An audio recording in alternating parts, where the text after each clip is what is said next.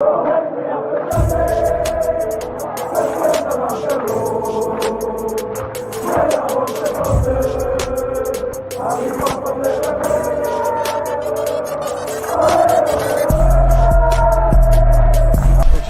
out to Kop-Ish. Shout out to Kopish, guys. Keep all the good work the up. two legends, Emil Heskey, Howard Gill. Can't get much better than that guy. Yeah. You know what to do now. Like, comment, subscribe. I'm with legends, guys. Kop-Ish. How's it going, lovely people? Hope you're well. It is about 58 degrees outside. I am baking. I'm out here cooking like a Greg's sausage roll under the fire right now. Hey, but no. we move. I can't sit here and moan when it's horrible and rainy and cold outside. When it's warm outside, I got to take it in the stride. Although I am begging pollen to ease up over the next couple of days. I'd like to be able to have a good night's sleep, and I'd like to be able to take a deep breath without feeling as though I've got an ache sitting on my chest. But enough about me. Jim, how are you doing, bro? Oh, brother, a little bit better than you from the start. Let's say this, just a little man. Just, do you know what was funny? Remember that advert for Mucus where that was that monster that was stuck on his chest? Is that what it feels like? That no, it doesn't feel like that, brother. It feels like I'm in there with Khabib, brother, and I've said something I shouldn't have said. I'm Conor McGregor in the third round. That's what I am, bro. One of them ones. Yeah. Guys, we have got a very, very special show for you guys. You guys have been asking for it. We have got a debate between some people who are FSG in and some people who are FSG out. Now, first and foremost, guys, before we get into it, there's going to be a zero tolerance policy tonight. You have to understand the people who have come on the show have come on. They've dedicated, taken time out of their day to do this, not just for me and Drift and for Matt, but for you guys as well. All I'm asking, you don't have to agree with them, but do not abuse and do not be disrespectful. If I see any of that, I'll be honest with you guys, you're out of the chat today. Depending on how bad it is, you might get blocked forever. All I'm asking, don't be disrespectful, don't be abusive. Just take on everyone's opinions and then formulate your own from there. What I also will say as well, this is not me and Drift debating FSG in and out. We'll drop little points in here and there. This is more for the panelists to discuss it, for you guys to share your thoughts and opinions as well. We actually just want to do this show as the first of two parts. So this will be the first part, and then once the window is shut and the transfers are all completed, then we'll do a second part as well. So without any further ado, going to introduce the panelists one by one. A lot of them will be familiar faces to you. First of all, let's get the people involved if they want to be involved before we even bring anyone on. Yes, all right. So that's a point. If anyone is FSG in, please let me know, and I'll send you the link, and you can jump in. We need one panelist for FSG to jump in and be part of FSG in. And it doesn't mean that you need to be an FSG lover, guys. Just you feel like there's more positive than negative about them. So if there's anyone who wants to jump in right now and be the other panelist for the FSG in, hit us up right now, guys. There you go. Indeed. Interaction at its best. I see Jamie Phillips. Jamie Phillips, I'll send you the link now, bro. Bogdan says, if Rafa goes to Everton, angry face. Yeah, we'll speak about that. We'll speak about that on a separate show. Shout out to Finn on Welford TV. Go and subscribe to Finn. All right, Jamie, I'm going to send you the link now, and then we'll bring on the panelists. So bear with me just 1 second. So what we're going to do, people, we're going to chop it up in terms of, we're going to speak about some of the good FSG have done, some of the bad, and then we're also going to take an overall view of what's going on. So again, we're not going to be sort of siding one way or the other, me and Drift, but we are going to be sort of giving our input as and when it's needed, just to keep the conversation flowing. If we see one side losing, we'll join in and stop man getting rushed.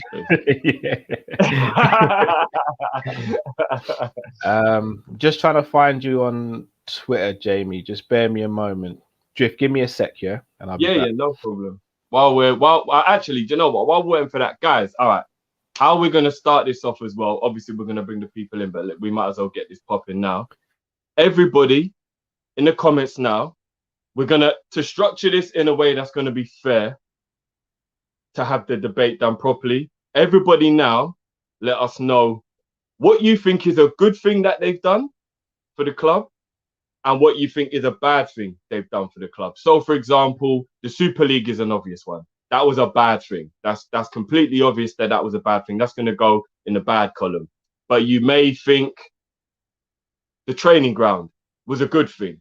So we'll say the training ground or stadium extension. That was a good thing. Do you get what I'm saying? So everyone just start spitballing now, dropping comments in, and then we'll come to an agreement on everything, and we'll put that down as a list as well, because that's obviously a way to keep the argument fair. We want both sides to kind of have points that, you know, it's good or it's bad. Super League here from Mr. Tibbs. Big up yourself, bro. My thoughts and prayers are with Christian Eriksen's family. Sorry for being off top. Now it's okay to be off topic for that, bro. Yeah, that is just a horrible situation what's happening right now. But you know what, guys? Thankfully, he's awake. Thankfully, he seems okay. Thankfully, he, you know, he's looking like he's doing a lot better. Do you get what I mean? So, you know, big up to Eriksen, 100%. Shout out to Daz TV. Go subscribe to Daz TV. Darren, hope you're well, bro. Anfield extension, good. Recruitment, manager recruitment, and winning major trophies were all good things. Facts. So, Cal, do you mind just writing down the list of all the good things and the bad things? Have you got the pen that you normally have next? Yeah, I have indeed. You know, I never go anywhere with my pen. I know you're organized. I know you're organized. All right, so we've got management, honors. What else we got? Stadium.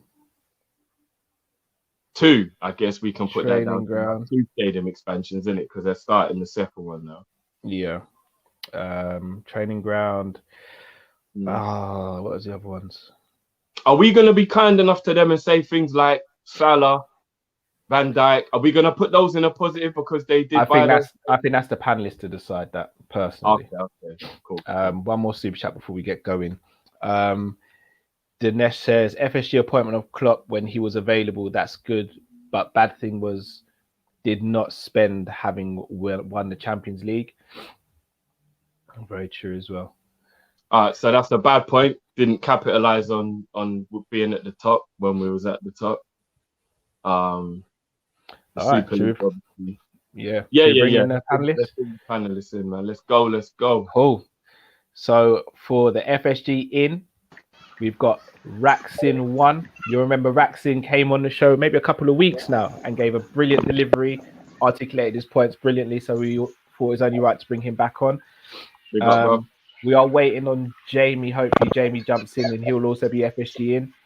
And then we've also got Conroy, who's a familiar face of the channel, who's representing FSG out. And we've also got Ner Beats, another familiar face to the channel, who's also representing FSG out. First and foremost, we're all friends here. Even though one's out, one's in. We're all for now. We'll be fine. You know, it's going to be fun. When Jamie jumps in, Cal, let's literally split them down the middle. Yeah. So it's like round 1. Let's just make everybody. Let's just make everyone feel better. None of you had someone score from 50 yards in the first game of the European tournament, right? So let's just cut the ice right there, okay? So no, but I tell you what, though, bro. If you lose to the goal of the tournament, it's normally it doesn't reflect badly on you because it was a wonder strike, you know. No, I know, mate, but you must have been thinking, like I was just thinking, this could only be Scotland. That he scored from there, and the more I watch it, it's actually. We're not getting into that, but just all I'm saying is perspective. Because on Monday night, as Cal knows, I was on the floor. You know, he screamed. I was on the floor, like I was on the floor, like done. But it's okay. I'm working my way back. Working my way back. All right. So, guys, I'm going to start off with FSG taking over Liverpool. So, back in 2010, October, if I'm not mistaken, FSG. Oh. That wasn't me or drifting to a rack out. that was a quick video. That's the debate done, nurse. We won, mate. That's it. Good win. No, I'm joking. Okay, Rat, can you just confirm that wasn't me or Drift? You cut you out the street. No, that was me. That was me. That was me. I was lagging a bit. All right. So 2010 October, FSG took over. Here we go. Jamie Phillips, welcome to the chat as well, bro. Oh yeah. All How right. you doing, mate? All right. How we doing? Now we're rolling. Look at that. Wee. FSG and FSG out. And We need to look at each other. We need to be looking at each other. Put the face off, yeah. All right. So when FSG took over, they took over from Hicks and Gillette, who were, let's be honest, the Cowboys of the century. Ran us into the ground, brought us to the point where Roy Hodgson was coming out and saying that Liverpool aren't too big to be relegated. Words that have never left my soul. Whenever I'm having a bad day, I replay those words in my head and I say things could be a lot worse. But they came, they took over. I actually remember one of the first things they did while Hodgson was still manager is they actually did a live call-in show on the LFC TV channel. It was John Henry, and I think it may have been Tom Werner as well, which I thought was groundbreaking, to be honest. Not a lot of owners do that sort of interaction. They sat there, they listened to a lot of the fans, and they took on board some of the things that the fans said. Now, the first transfer window for FSG, we bought Barini, Joe Allen, and Asaidi. Don't think I'm forgetting anyone. But we did miss out on Clint Dempsey. But while all of this was happening, they were also clearing debt. So they were securing new deals for us. So they secured the Warrior deal for the kit, the new kits. They also secured a few off-field deals as well. So as things started to move forward, Kenny Dalglish came in first. Then if you guys remember, we had the show on Channel 5 in the UK, Being Liverpool, which was narrated by, I think, was it Clive Owen? So again, that was a bit of a groundbreaking thing. Rumors were that FSG were actually going to fire Kenny on that show, and they were talked out of it, thankfully, because I think we wouldn't be having this debate right now if they had chosen to do that. But they went and they appointed Brendan Rodgers to take over from Kenny Dalglish. Brendan Rodgers' first season, bit up and down. Sorry, I've actually got it wrong. FSG's first transfer window was a January one where we sold Torres and brought in Suarez and Carroll. So that's a big point to start with. Then obviously Brendan got close in 13-14 to winning the league. Then the following season didn't do so well. And then the season after that, he was sacked in the October. Again, October seems to be a very prominent month for Liverpool Football Club and FSG. Sacked Brendan Rodgers, brought in Jurgen Klopp, and we are here now. A few years later, we have won the Premier League, the Champions League, European Super Cup, and the World Club Cup. Guys, I'm going to start with FSG's appointment. So this is for both sides. And I'll start with you first, Jamie. When FSG came in, what were your expectations of them? Be fair, I didn't know who they were, so I had to do my research about them. So when I found out who they were, and they're a big sports branded franchise in America, and the way I found out who they were is watching the film Moneyball. That's basically how I found out who they were. Good film. And at that time, I mean, we all thought our club was in massive trouble, let's face it. That we thought we'd have to sell West Stars. So when they came in, took over, and as I say, I didn't really. The first few years, to be fair, they were just there. Nothing was progressing. We're getting the wrong people in. I think it took a long time for FSG to realise what this club's about. And it took them till the Klopp appointment, basically. Because Klopp knew what the club was about, and they worked off each other. And I feel See, with FSG, I'm not massive fans of them, but the reason I'm FSG in more than anything is because unless we get taken over by someone like an oil, that's basically an oil rich like City or Chelsea, I just don't see what else is better out there at this moment in time for what FSG do commercially for the club. And that, for me, is quite a big thing because I can see what they're trying to do for the years to come. They're planting the seeds now for the next 10, 20, 30 years, in my opinion. That's fair enough. Nerd Beats, I'm going to come to you from the opposite side. When FSG were appointed, did you have any expectations? Did you know much about them when they were appointed? What was your sort of feelings around it? So, yeah, just like Jamie, I had no clue who they were. Had to research them up. Then I remember coming across some of the articles saying that they brought like success back to the Red Sox after so many years, them being a big baseball team, whatever. So I had high hopes, but very quickly with the appointment, I remember when they decided after letting go Kenny to appoint Brendan Rodgers, I was like, hang on a minute. That doesn't make sense. We're stepping backwards here. We're supposed to be going forward. And Brendan Rodgers at the time, I think he just came up with Swansea like a year ago. Yeah. So I was thinking it doesn't make sense, this appointment, especially also, I think Kamoli was there still. And then like, to me, it didn't. Yeah, so it didn't like fill me with confidence. I was thinking these guys are just learning on the job right now. And they perhaps getting themselves in a yes man because it makes their jobs a lot easier. It makes like I was hoping at that time, I don't know you guys, but hoping to get Benitez back. So I was thinking they were avoiding Benitez, and so they went for a yes man in Rodgers, someone that's up and coming, that's not really going to rock the boat. And then they appointed Klopp after Rodgers.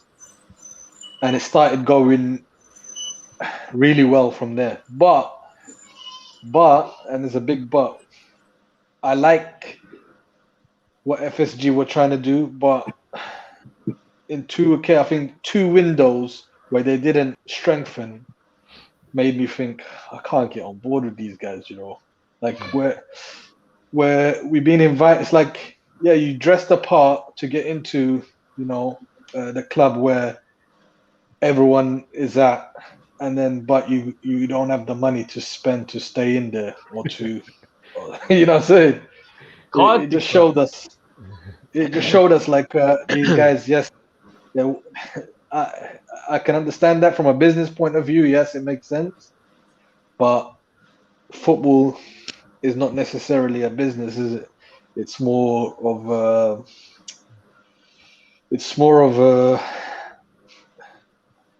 I wouldn't call it a business, but more of a thing where you prove that you love what you're doing, or you love the franchise, you know, Americans call it.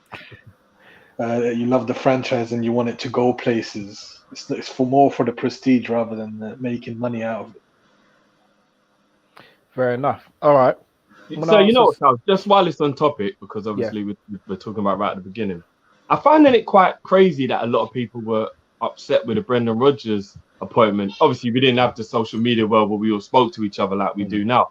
I was over the moon with that appointment, you know, because at that time, I did feel like Kenny was coming in to help the club because he's the genius and the legend that he is. But I did feel he was past being able to really take us back to the top. You know, when you just take your sentiment out of it just for that moment and just think, this whole like new British thing and we're whipping the ball in and this whole thing. And I'm not saying we played crap football under Kenny, because it was 10 times better than it had been for the prior year or two before that. But I was really happy with Brendan.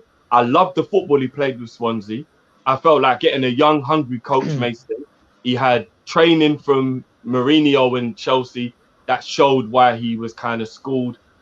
And I'm not going to lie, I'm quite surprised so many people are against the Brendan Rodgers appointment. At the time, I weren't delusional like say Arsenal fans are now, where they're like, oh, we should still go and get the best manager in the world. No, you're dead, bro. You're dead. You're like, just know who you are. At that time, we were a dead club. We still had the prestige because we're always going to be fired at Arsenal Football Club. we're always going to historically be like that. But I knew we couldn't go at that moment right there after Kenny left us. I think 7th or 8th we finished in the league that season. And I knew that we were not in a position where we could be like, right, we want Ancelotti. Like, maybe the club historically, but at that moment, our squad was terrible. Like, we weren't looking like that team that could just...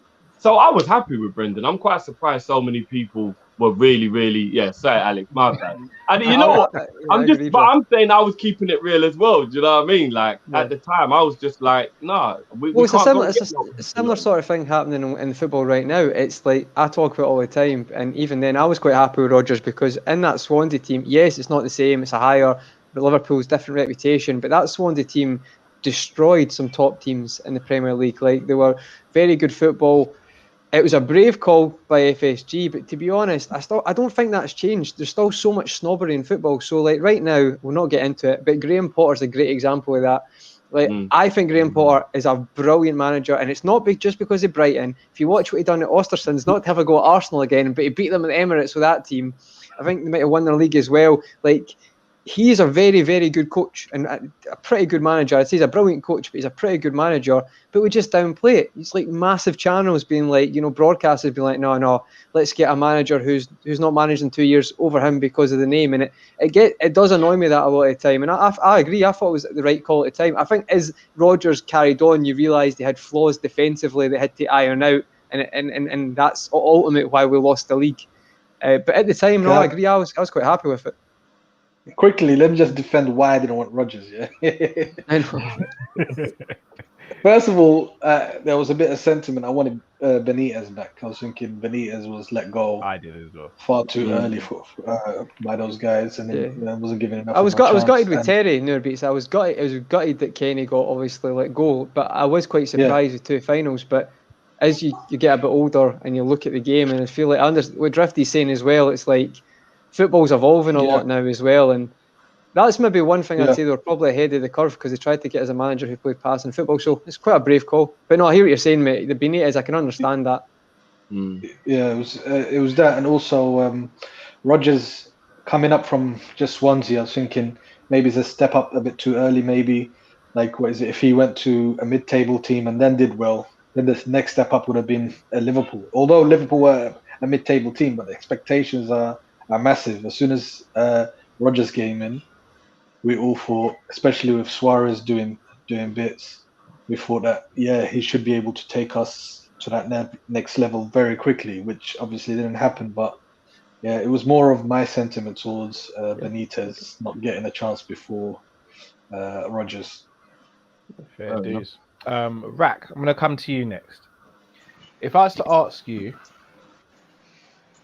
the different types of ownerships in the league and the competition, so not to put you on the spot too much, but if I was to say to you, what are the perfect owners? What 3 things would you want those owners to have as attributes to build the perfect ownership for a football club? It's a tough question. I want the club to be self-sustaining. I think that's the right way to run any football club. I don't want to need to have a multi-billionaire to finance our funding. I think we're big enough club. The decisions they take have to obviously yield success on the pitch, and then from a moral and ethical standpoint, I want them not to be as cleaner than clean, because we all know that billionaires are rarely cleaner than clean. You know, whether I think I gave the example before that John Henry, I'm sure over the years as a hedge fund manager, he's invested in some shady shit over the years. But I think there are obviously levels to this thing, so yeah, those are 3 things. Just about FSG, when they first took us over, I was hugely skeptical, but they've proved, in my opinion, over the time that they're learning. They have learned on the job. I agree, but they are slowly but surely, they have improve their decision making, and improve pretty much every facet of the club along with it. Fair point. Fair point. So the reason I asked that question is because I think this is the most subjective thing about ownership. So we could all sit here on the panel, there's 6 of us, and there's 300 odd people in the chat right now. We could all list our criteria for the perfect owners, and we'd probably all come up with some sort of a different answer. So the 2 things I want to sort of focus on are success on the pitch and sort of the self-sustaining model. I don't necessarily want to get into like the clean thing, because as you said, Rack, I think it's impossible to kind of know what they do behind the scenes. Plus it becomes a case of it's a moral standoff.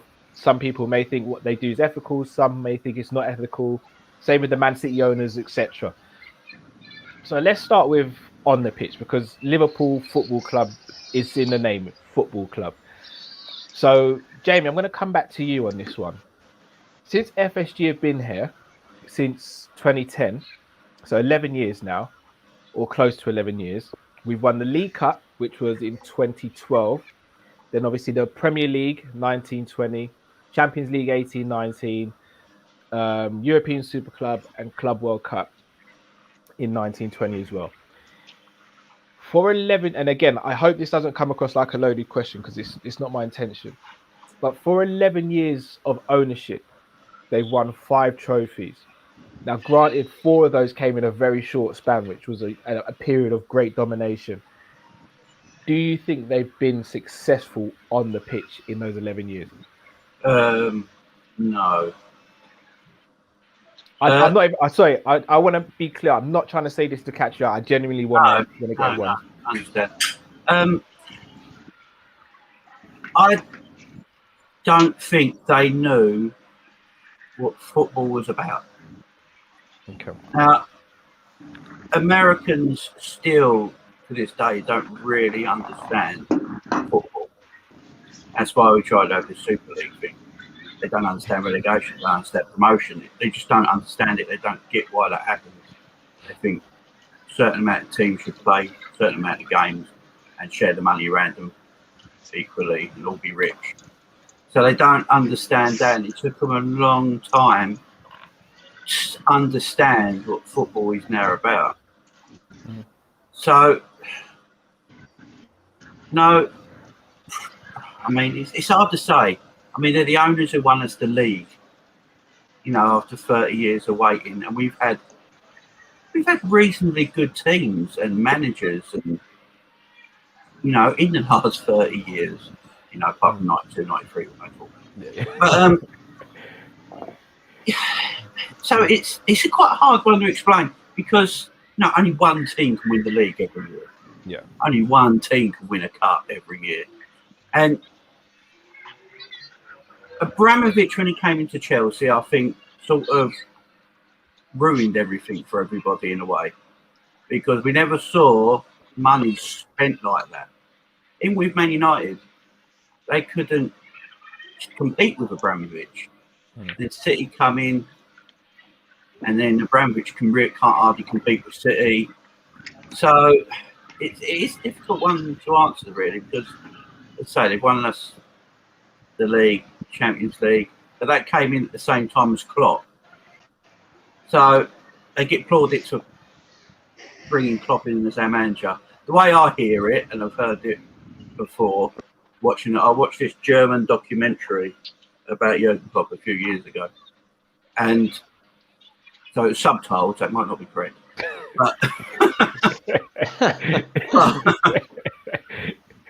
but basically, they weren't going to sack Brendan Rodgers. They weren't going to sack him. But because Klopp was a free agent on the market, and I believe at the time, Chelsea were very interested in him at the same time. And I can't remember who was the director at the time. I think he's now the director of the... Is it Hogan? No, before FSG. He set up the meeting in New York and that. I can't remember his name. Perslow. Is it Air? Ian Air. I was just Ian Air. Yeah, I think he told them that basically he told him, Jurgen Klopp's available. He's having this spectacle, but Chelsea are very interested in him. You need to do it now. So apparently that's the story of that. They got the right man in, and I've said it. I think I said it to you guys on Friday. Yeah. Jurgen Klopp and FSG seem to work very well together. I'm gonna sorry, Jamie. I'm gonna pause you there. I'm gonna pause you there because that was the next thing I was gonna come on to. So, Drift, I'm gonna come to you quickly. So, without casting a shadow over it, the success came when Klopp came in. Now, I'm not going to sit here and say it's all because of Klopp, because I don't think that would be justified to do that. But before Klopp and when we had Brendan Rodgers, did you have any belief that we would become successful? Or did that belief only come when Klopp came? I didn't think we were in a position where we could have sustained success, but I did feel like we could win some things. Because to be fair to FSG, when you were reading out the things that we actually won, which is all that counts, I guess, at the end of the day, really, I think we do still have to factor in an FA Cup final under Kenny. So we were literally one game away from adding a trophy to that. Also, a League Cup final against Man City that we lost on penalties. That's one kick away from adding a trophy to that. Europa League final where we collapsed in the second half, but we were winning at half time. That could have added a trophy to that. Champions League final where Ramos and his scumbaggery, we would have won that game with Salah on the pitch, 100%. And then you got to factor in 97 points, has never not won the league ever in any season other than the Centurion season, the season before that. So I think there are 97 points. 97 points is more than any other champion in the history of English football, apart from Manchester City. Like, no other champion has got more than that. All right. Now, I'm going to be that harsh uncle at a birthday now and say this. We cannot celebrate coming second. We just can't. No, we can't. And hear me out. Remember, all of those drifts that you reeled off, apart from the FA Cup final, which Kenny got us to. The 13-14 season as well, Cal. Finished the second. 13, so one under Brendan as well. It was a flash in the pan season, but it's still second. Very true. But apart from those two things before Klopp came in, the rest happened after Klopp again. So my question to you is, well, first and foremost, I think it's a bit disingenuous to sort of look at coming second or runner-up and sort of using that as a success barometer, because other clubs could do that as well, for example. But one thing I will also ask now, and I do this to Conroy. No, I hear you. But just trying to strip it all the way back. So, Conroy, I'm going to ask you, do you think it's a case of FSG and Klopp working hand in hand, or has Klopp elevated them? And I'm going to use this example. And again, feel free to shut me down, Rack, Jamie, Conroy, Nurbeats, or Drift if you think I'm being wrong here, or anyone in the comments. If I was to say to you, Ole Gunnar Solskjaer is a quality manager because he brought in Bruno Fernandes and Bruno's helped elevate Manchester United, would you agree in the same way I'm going to ask, FSG better owners because they appointed Klopp and Klopp has taken us to a higher standard?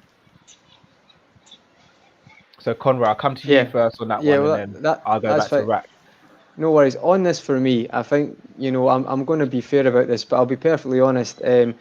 I would say, see the first question about success, I would say it's successful in the sense of, in correlation with Klopp, from when Klopp's came in, there's been success every season. And the journey's been fun as well, guys, like sustained Champions League finals. That's all been good. And that has, believe it has been success. It's not just about the trophies, it's about the build and the journey. We'll talk more about, that's why I think we need to go a different direction now.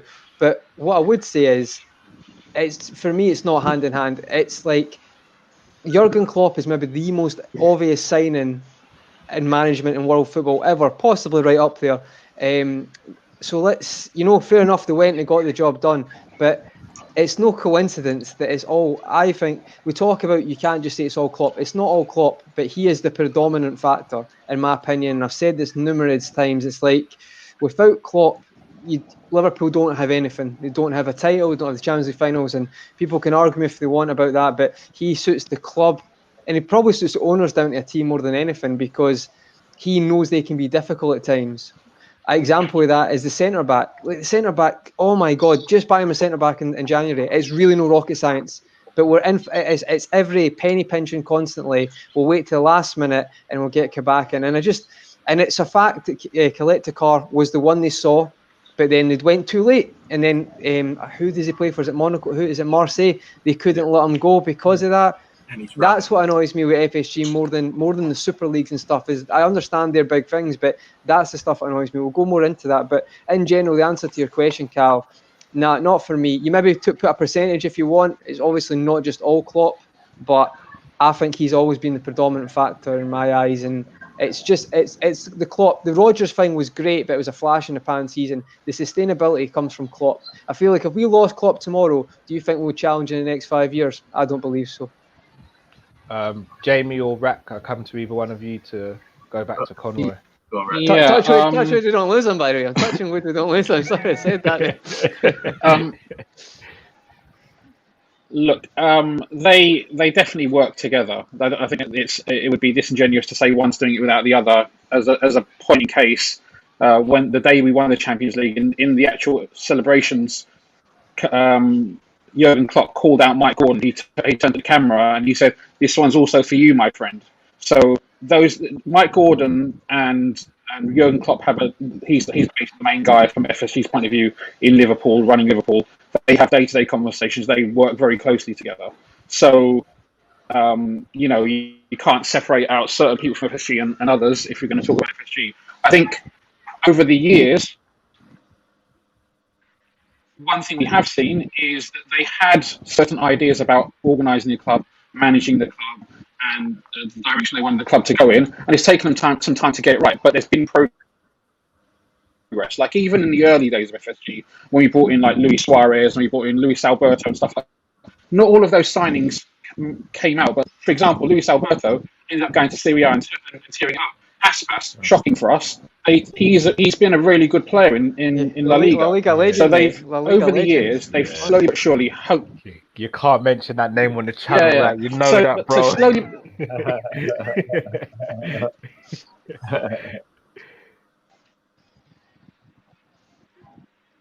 Go on, sorry, slowly but surely they've improved and honed their slowly but surely they've improved their model. They've got the right people in. They built their analytics team. They built the back room. They brought in the scout and the chief scout from Man City.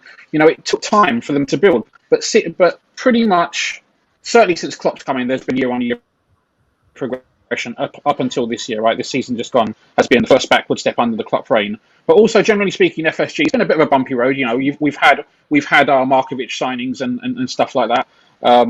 But they had an idea, they had a plan, and they've executed that plan, and we are now successful. Now, if you expect, I think it's difficult to expect FSG to come in and for us to become successful immediately. But over a 10-year process, especially over the last 5 years, we have been successful. Klopp undoubtedly is a massive part of that. I agree 100% with what Conrad is saying. Klopp gets the club. Klopp is the club. He's the personification of Liverpool Football Club, more so than any other manager. And the day he leaves, I'm going to shed more than a tear. But they all do it together. And I trust that when Klopp leaves, we'll bring in the right person to replace him. Fair dues. I'm still going under the premise of I'm in denial. Yeah, that's something I'm not looking to accept. Yeah, I don't think he'll leave after his contract. Yeah, I'm in denial. I don't think he will. I don't know. I'll be like, I don't know, like 85, and he'll still be like Fergie up in the stands. Like I'm in denial. Beats, I want to come to you next. So one of the things that we've all sort of touched upon is recruitment, etc. If I was to start with you, Beats, and then I'm going to come back after I've gone around the circle. And if I was to say to you, what would you give FSG's recruitment since they've been at the club? So not just since they've had Klopp, but the overall recruitment since they came in 2010 to now, a score out of 10, what would you give it? Since they came in, right? Yeah. And not when Klopp has just arrived. No, so literally right from the beginning. So from the first transfer window they had, which was a January 2011, when we sold Torres and brought in Suarez and Carroll, Suarez, yeah. right up till now. I would say Memories. 6.5. Breaking Liverpool of 2 hours before they go. 35 and Andy Carroll, just like at the telly, like, you know. What do you mean Torres is going to Chelsea? What? I was gonna give 7, but I'm gonna give 6.5 because we signed Carroll. I remember I was like, it was so ridiculous. Did not suit what we're doing. I don't know what the hell they were thinking about that in that situation. That was going into the first shop and buying the first thing you saw. That's what that was. Yeah. They always tell you to shop around. We just saw the first thing, went, right, that's it. Yeah, what that boom, boy. Drift, on you then. What would you give FSG's rating? Recruitment wise? Yeah. See, this is quite a tough question in terms of I've got my overall, why can't we get a Kylian? Why can't I live my dream and Harry Kane is about to finish the Euros and come and sign for Liverpool? Why am I not allowed to have that dream? Do you get what I mean? And that wants me to really put them low down. Like, I mean, really low down when I'm talking about it. But then because I'm trying to be neutral in this argument, as we're being in the middle people and also trying to have the fair argument, I've got to be honest with you, bro. Under their tutelage, we have bought Thiago, which I've dreamed the dream of signing players like that. The man is my screensaver, yeah? I will never, ever be... With a Liverpool kit on, not... Not bad. Not one of them naughty things. It's actually a cartoon picture. They bought my boy Sadio. They bought my boy Mo Salah. You lot saw screaming. I wanted Mo Salah from when he left Basel. And I know Chelsea came and did us dirty, but the fact that we still got it done 3 years later, I didn't care. Mo was coming back. They got me Genie. They got us Fabs, El Flacco. They got us Van Dijk. I'll never forget how gassed I was when I found out that Van Dijk stuff was actually going to go through. They got us Alisson. Do you get what I'm saying? Like, there's loads of things that I can't just be ignorant about, because as much as I'm going to be harsh and be like, why can't I get Harry Kane? Why can't I get Mbappe? I still look at my team like, bro, we're going to talk about recruitment. I'm not even just saying this because Conrad's on the show. 8 million for Robbo. Do you know how many people I had to argue with about that being a good signing? I had to argue with so many people. Oh, why don't we go and get this guy? Why don't we go and get that guy? Even Chilwell was an argument I had to have with people. Oh, that Chilwell guy. Look, I'm like, you lot don't understand. Robbo is a quality player. Don't worry. That's great recruitment. You can't deny that's great recruitment. Like, there's so many positives. It's just a shame that there's so many negatives. So if you want me to be unbiased, I'd probably give them an 8 on their recruitment, you know. I would, because I feel like I want Harry Kane's and I want Mbappe's, but based on the model that they've implemented, 100%, their signings have been impeccable for about 90% of the time. That we can't really complain too much about the signings. Go on, Rack. You're going to say something, Rack. Well, this is the thing, right? Sorry to cut you. For me, it's a 5, by the way. I'll explain. 5? Yeah, I'll explain. But go on, Rack. Okay, I mean, I'm giving it a 9, but that's, I guess, two extremes. Look, no, I'll go ass pass. It's not a 9 because the ass pass. No, okay, but sure. Based on their model, I would say if you're talking about, and if you're talking about in the last 5 years, I think they've learned a lot, and the model has evolved, and our recruitment process has evolved a lot. You know, before Klopp came, or actually just after Klopp came in, Edwards wasn't even the director of football, right? Under Brendan, he didn't even want a director of football. That was one of the sticking points when we initially brought him on board. He didn't want to have a director of football, but you know, they trusted in Edwards. I think since the full model has come into effect, our signings have been very good, and even before then, we've been going along the right lines. As some of the examples I gave before, up until Keita probably this season, and Minamino, you could argue, pretty much all our signings you can define as hits. People will say, "Oh yeah, what about what was that guy who we signed from Germany, the Eastern European centre back? We signed him for 4 million." They were like, "Oh yeah, he was a dud." Klavan, exactly. Klavan weren't a But dud. Klavan, we signed him. We signed him for 4 million. Klavan. He was our fourth choice. Scored the winner against Burnley away. He played a Scored the couple winner of against seasons. Burnley away.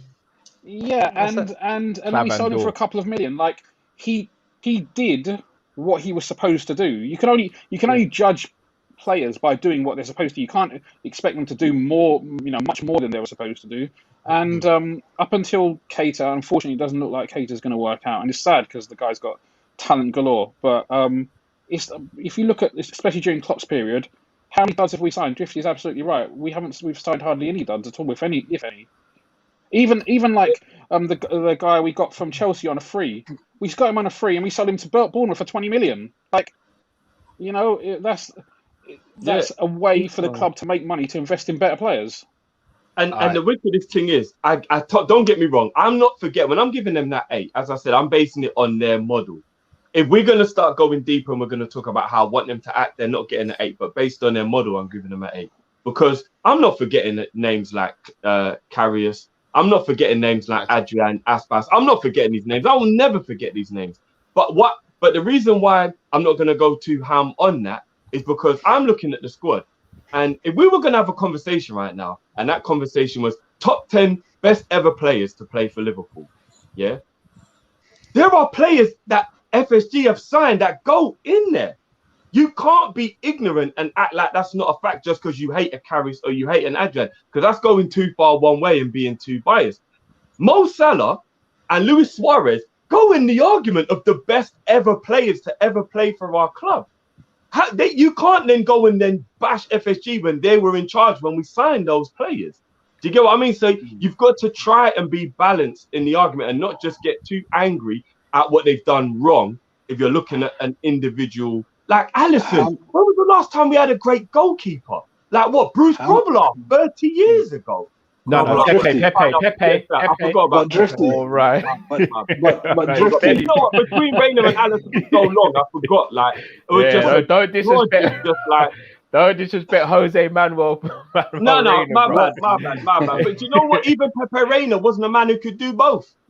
Get you a man who can do both. T-shirts in store right now. Like, I'm just saying, like, you can't discredit the phenomenal, because a lot of the other players as well, we've got to remember, apart from Kenny, apart from Barnes and one or two others, none of the men that we talk about, they're academy players, so it wasn't even recruitment. Rush. Right, like, you know what I mean? Gerrard, Fowler, Owen, the people we're going to talk about, they're academy players. They're not, so you can't even go, our recruitment got that. All right, so let me quickly jump in here. The reason I gave 5, sorry, Nobies, I'll come to you.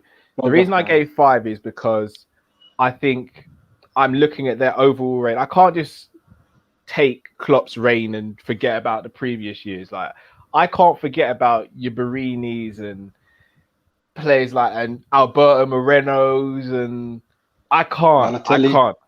Yeah, like I can't. Lambert, like I love Lambert, but some of them were down to the manager though, and you got to give the manager who he wants, right? No, but we can't play that both sides. You're on mute, Rax, bro.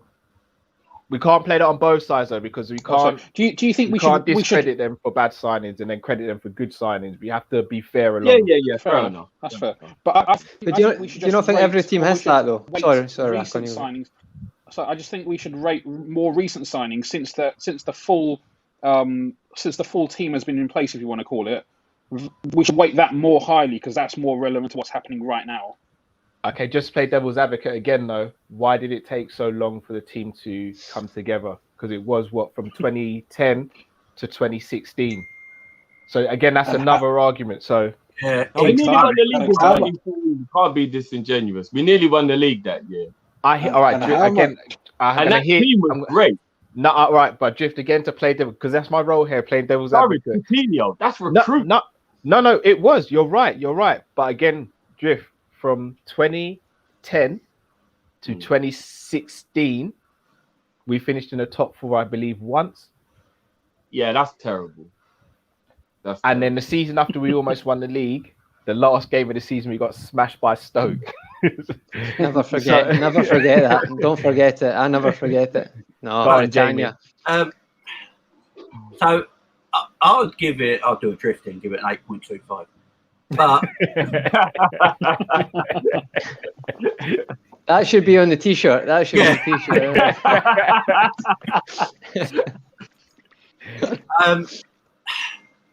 I know it's.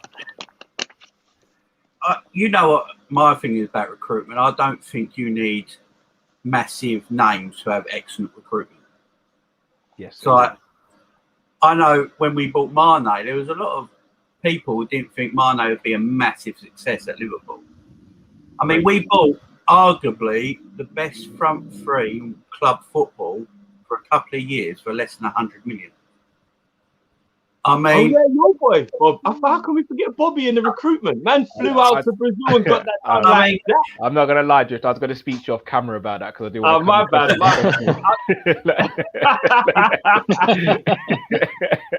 We got guests on, I can't just get all. No, bro. If I make a mistake, pull me up, bro. Pull me up. This wouldn't have just been a telling off, though, Drift. This would have been a lashing. Sturridge as well. Sturridge as well. Sturridge as well. Yeah, I forgot. No, like even Suarez and Coutinho for 8 million. Coutinho for 8 million.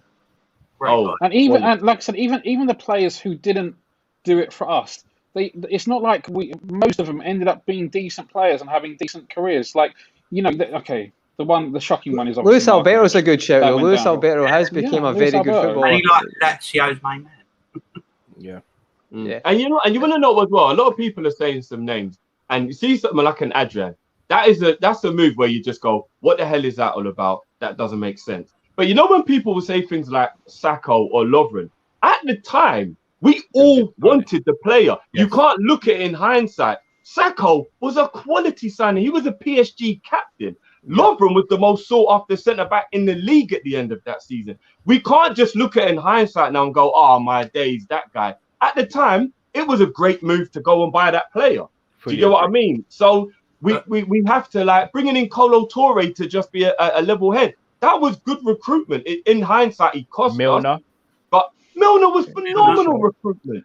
That's great next level. I'm telling you. I think giving him an 8 is actually bang on. I'm going to do my own mark. On the flip side, then you have Bogdan as well, though.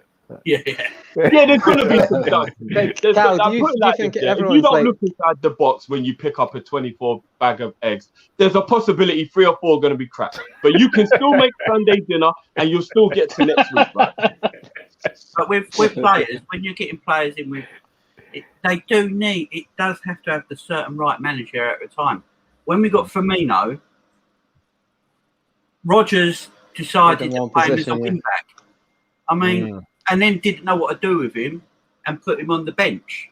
Then Klopp came in and went, well, he can play that 10-9 position and moulded him in. So you can buy good players with wrong managers. Not so good players with the right manager that makes them amazing at the same time. Cal, can I just add to your point? That's a good point, Jamie. Yeah, I do agree with that. Like, I think Suarez, anybody signs Suarez, and Suarez is he doesn't need a manager. He can just go out and play a team himself and it'd be unbelievable. That's Suarez. Suarez is better than Henry. But Suarez, no got time for that, Jamie. But Cal, that's debate coming soon, though. That is. Cal, but see over that period of time, right? Is most teams not going to have duds though like that? I feel like. Most teams, like we're talking about Werner in the summer, and now it's like a lot of Chelsea fans don't want him in the team, and that's a big one. But I feel like Salah at Chelsea, that was another one. There's I think every team will have that. Maybe you're right. Maybe look at the stats, but I feel like I'll go in between. I would say it's been about. I think because the current team we've got, there's been so many good ones. I'm going to be more positive than negative. I'd say 7.5. I still think they've been very good. What I would say is, how many clubs have had better recruitment than us? Because if you want exactly what Conrad is saying is right, you need to compare it to other clubs. How many teams for pound have got better recruitment than us over the last 11 years? Man City, I would say. Like I said, I would rate the recent years more highly than others. But how do you want to do it? See, it's how much of that? That's a great question. I do agree because pound for pound, Rack used the word pound for pound. Yeah, that's what does it. Mighty Mouse cannot be compared to Izzy in actual words because Izzy would literally step on him. But that's why the whole pound for pound is there. It's what you do and what that would be if it was transferable. We can't look at a Chelsea or a Man City and go, oh, but their recruitment's better than ours in a pound for pound argument, because no, it isn't. They can spend £50 on a backup left back.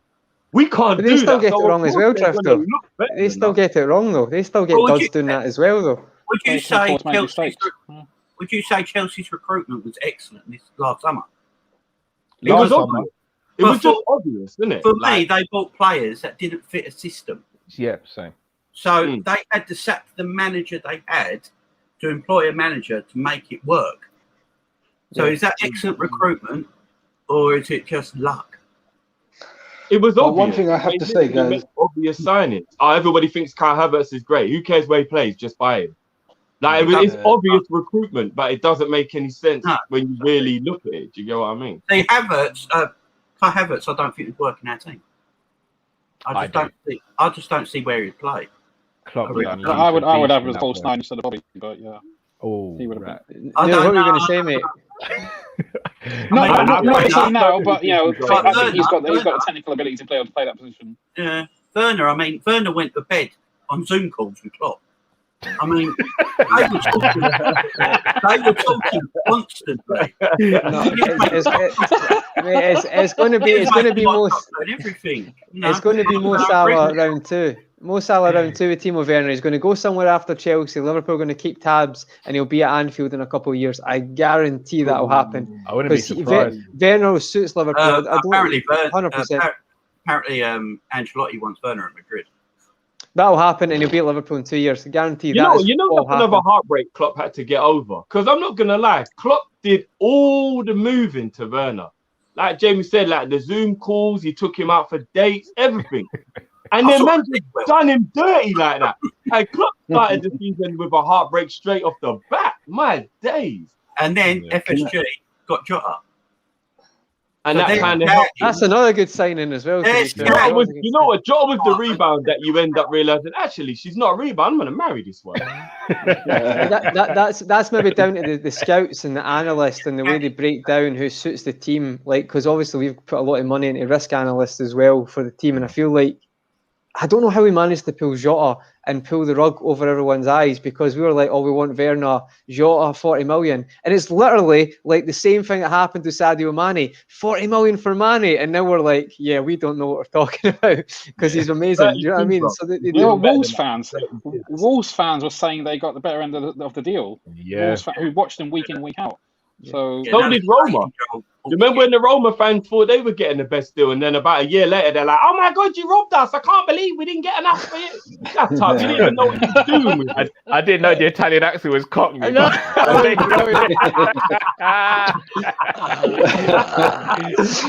He went for it. He just went for it. He was not holding back. I'm going 100%. I love it. Can I say though? How much of that moved over there? Yeah. Can I just say? A lot of the good recruitment happened with the big money sales of Torres and Coutinho. So if we're looking at, yes, they are wonderful. They'll reinvest the money that we do get 100% all the time. But do we always need to sell the big boys in order to make a step up? That's the question I have. Perfect question. Doesn't everybody? All right, so Jamie, I'm going to start with you then, since you just said that. It's getting In good terms now. of the model, getting us to this point, we've done it. We've got the Holy Grail, got the Premier League. But let's be honest, as human beings, we're greedy. The moment we get a bit of something that we love, we want more, don't we? We want more Premier Leagues. We don't want to be sitting here in 30 years' time, Kop-Ish, I ain't got no hair, Drifty's got a grey beard, I still can't grow a beard, and sitting there saying, "Oh, we won our second Premier League trophy, 2 in 60 years." We look at us, we're Liverpool. We want to be doing on a regular, consistent basis. There, bro. This double in 1 year. So I'm going to ask you, Jamie. Yeah. Do you think we have to move on from the model we currently have in order for us to achieve sustained, continuous success? No. Okay, explain.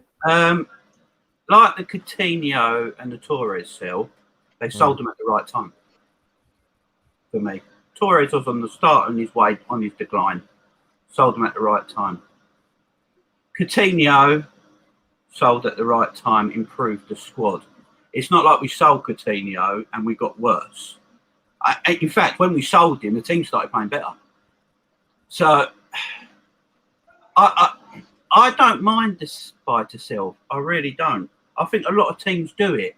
It's just that it's more magnified on Liverpool because we make it more obvious, if you know what I mean. Like I'm hearing now, Chelsea need to sell some players to buy Haaland along with it. They're only doing that to keep the books clean, though. Let's be honest. But they're still selling something to buy something. Yeah, all those young players that say that they wanted to get in the team last year, they've all go for 20 million this summer. Watch this, because that's how football works. Yeah, they're going to get rid of all.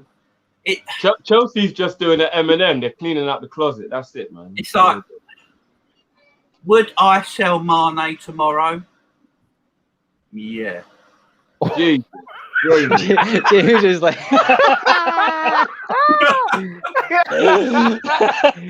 we've lost Drifty. Jamie, we've lost Drifty now. Come on. That's it. It's gone. that might be the best way I've ever heard than Kopish. Would I sell him? Yes. It's like not messing about. I love that, Jamie. That's amazing. And the reason I didn't even see it coming. The reason is, if you could sell Man, you go.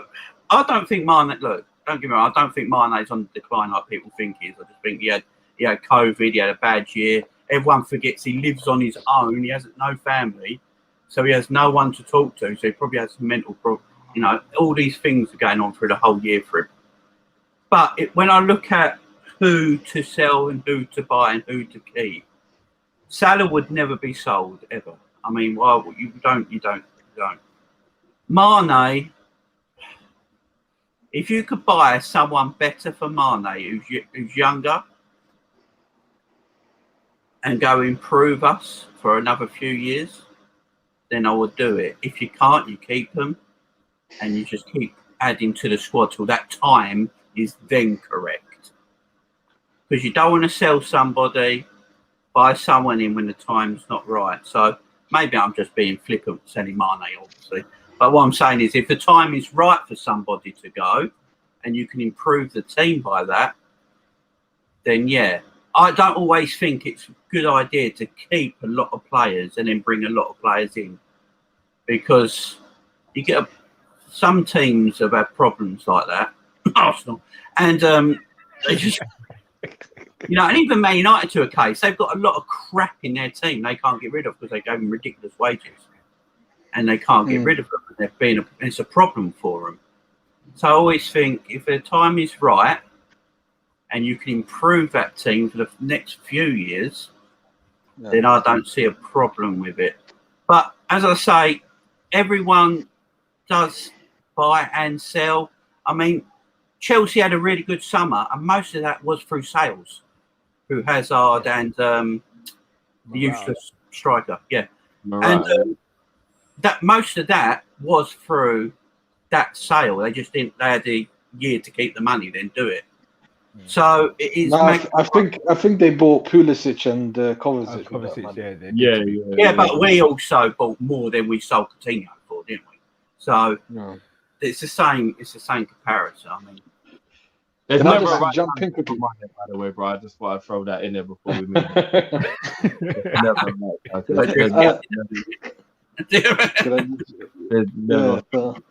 So what is it? Money Just like I comes. said earlier. I'm going on a sabbatical, by the way. it's a convent. It's a convent.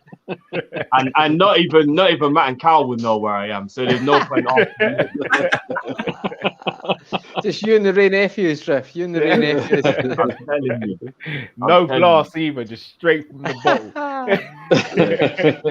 Straight, like, you know what I mean? Like, oh man.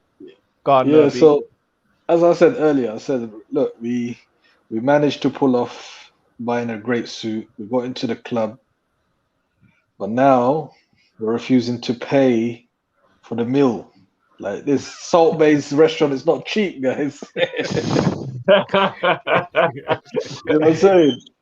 So if we're in there, and in order for you to sustain success, you do it in two ways. You either do sell your biggest assets and then rebuild like that, or you play with the big boys at the Russian roulette table, bro. And if you're not willing to do that, then there's no choice. Like, then we've got to sell our biggest assets to replenish the squad and improve in other areas, and hope that some of the young guys we do bring in, do become the next Salah, do become the next Mane. Is there not a middle ground though? Is there not a middle ground? Sorry, Cal, you got to say at least. No, yeah. First. I'll quickly. So, Rack, you were shaking your head there. I'm gonna throw devil's advocate on both sides there. So, first and foremost, Beats. You could argue, why would we go and gamble money when we're already winning? But on the flip side, Rack, I'm going to ask you, in the same way, if we had a goalkeeper, a la Karius, who isn't as good as the competition's goalkeepers, we want to upgrade on that. Could the argument not be said for the owners then, in the case of, if they can't sustain the spending to match our competition, do we not have to potentially upgrade on our ownership? No. Okay. Because spending is not a proxy, is not a direct proxy for quality. You can bring in quality players for less money. I mean, just look at some of the players. Most of the players in our squad have been undervalued relative to what they're achieving now and what they've achieved at Liverpool. I mean, just look, our front three is a prime example. When Mo was coming over, it was like, he flopped at Chelsea. He's not going to do it in the Premier League, right? And look at he's become one of the top players in the world. So and it's not just us. Look at throughout, not even football history. Look at Premier League history. Look at Kante, right? Kante went to Leicester from some second division club in France. Even Chelsea got him because he got on a release clause for 30 million. Yeah. Brilliant business. Let me just stop you there. We can do that. I'll be honest. I think from Ajax. I think Kante falls in the Ngannou bracket. I think work needs to be done behind the scenes to actually make sure that he's human, because I have my doubts. But that's for another show. But go on, Rack. Sorry to interrupt you there. But yeah, Kante's not human. You heard it here first. There's throughout history, there's always players who have been bought at good prices, who've gone on to achieve greatness, and it's just about finding them. Finding them is not easy. Finding them is very, very difficult. But Rack, can I just say? But just one sec. If you're smart enough, you can uncover those uncut diamonds, those players that people are ignoring, or the players that people don't want to take a risk on. It's not easy. It's very difficult. But I think one thing that our recent recruitment has shown is that we're capable of doing that. Case in point, we just discussed Diogo Jota. His own fans at Wolves were glad to see the back of him, and look at coming now. So, yeah, okay. Would I like to see an Mbappe come in, who's world class quality? Absolutely, of course. But if we sign Daniel Malen and he turns out to be a world beater, I'm not really going to care about Mbappe. No, can I just say quickly? When I said about spending with the big boys, I'm not saying an Mbappe or the superstars. I don't mind, because we've had a couple of windows where we signed just little under 18s or reserve team players that's up and coming. It's not really a big splash. What I'm saying is, why can't we get a Mane, a Salah through the door every season, once a season, and have really good squad depth in order to compete on multiple levels? Because Liverpool right now are just 11, maybe up to 13 players deep. Other than that, as you saw, the injuries, a couple of injuries happened to us and we just fell off a cliff. Right. So the issue is not really the names or the superstar or the profile of a player.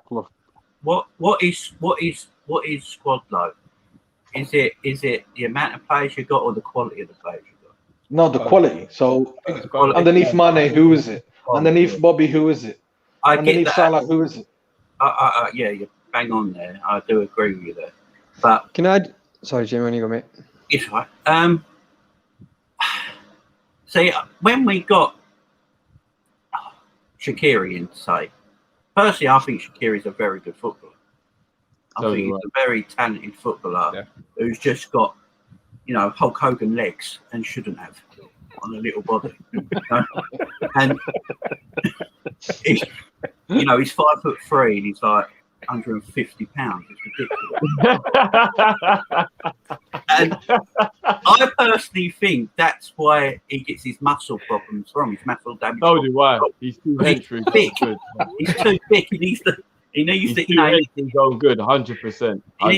He needs to get that slimming world and stop eating. I saw him in that Switzerland shirt and I thought, I didn't know they made double XL. Man's massive. He's too hench. He's starting to look like Akin Fenway, like he's blenched. I'm like, Shaqiri, why are you so hench, bro? And I think that is his problems. And a lot of it, I think, is... Personally, I think we have got a good squad. And I think what happened season just gone is really... We're looking at it now where we're thinking we have so many injuries. So obviously our squad's not good enough. And I just don't think...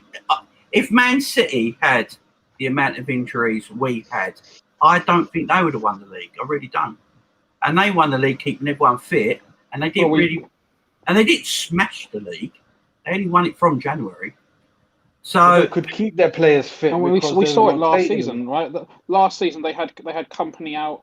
They had Company out. They had Laporte out, and all these. When they had focused injuries in a specific area at centre back, they felt they were 17, 19 points or whatever it was behind us. They fell apart. So we've got 2 years worth of evidence. The last 2 years we can look at that says that if you have, you remember they had Fernandinho and Rodri playing at centre backs in the same way that we had Henderson and what's his face and Fabinho in centre back. So 2 years in a row it's been the same way, and both teams have dropped off. Yeah. It's not a surprise. But that's where what Neuro's saying is I fully agree though, is he's saying that he doesn't want steak and lobster every day because that is that's completely unrealistic. But why can't he have burger and chips every time? Because it's reasonably priced. And why is man just got to go in and watch everyone eat? Yeah. There's been summers we've actually sat at the table and had to just eat the bread that's on the table free and after tap water. What is going on? That was me. Off a Champions League win. No, That's what I'm saying, bruv. Like, but there is a middle ground though. It's like, as I said before, it's like extremism. It's one side to the other. You say like the big boys like City and Chelsea. I don't want Liverpool. In each to their own. I'm not going to come on this big sentimental thing about how teams make money and stuff like that. I'm not crying out for like Man City ownership. Would I like this? If that happened, would I be against it? Probably not. But my point is not that. My point is the owners piss me off when it's like, just take your money out your own pocket for this signing, this small signing that we need, like centre back in January, or like when we win a Champions League to upgrade us, and just do it. Just do it. Don't overthink it. I don't need you sell this because the money's there. You can do it, and they don't do it. See, everyone goes mental about the Super League and all that. Listen, that doesn't get me. Like I was annoyed at that, and I'm glad what happened. But it's the other things that annoyed the other things that annoyed me, because like I'm not going to get into it too much. But see, if you look at Leicester, right? Leicester definitely not as much prestige as us as a club and all that. But it's like their owners care, and I'm not bothered really if owners care, but as long as they actually understand the club. But they will look at their team and they will improve. And you could even argue they probably need to improve as that as well, because the past 2 years they keep having injuries at the end of both their seasons. But there's moments where owners should just say, no, that's fine, we'll get that there. Because obviously Klopp needs a centre-back, as I said, and they didn't do it. And no one talks about that. That has been terrible ownership, but they never done it. Like the articles are there. They knew who they wanted, but they were too late. It's like I'm not good at analogies, Drifty, but it's like me wanting to get a drink of alcohol at the supermarket and going leaving my house at 9:59 and getting annoyed because Tesco's shut because you can't sell alcohol at that time. It's like they went for it and they couldn't get it. I tried my best with analogy, mate. It's not as good as yours. That's a great analogy, bro. I would say one thing about that's a great analogy. January. The centre-back thing in January was, for me, 50-50 between Klopp and the owners at fault. Because, as we know now, we had a giant of a defender at the club who should have played as soon as everyone got injured. And he didn't trust him. But we did end up signing a centre back though. So we did sign Quebec, so we should have signed someone.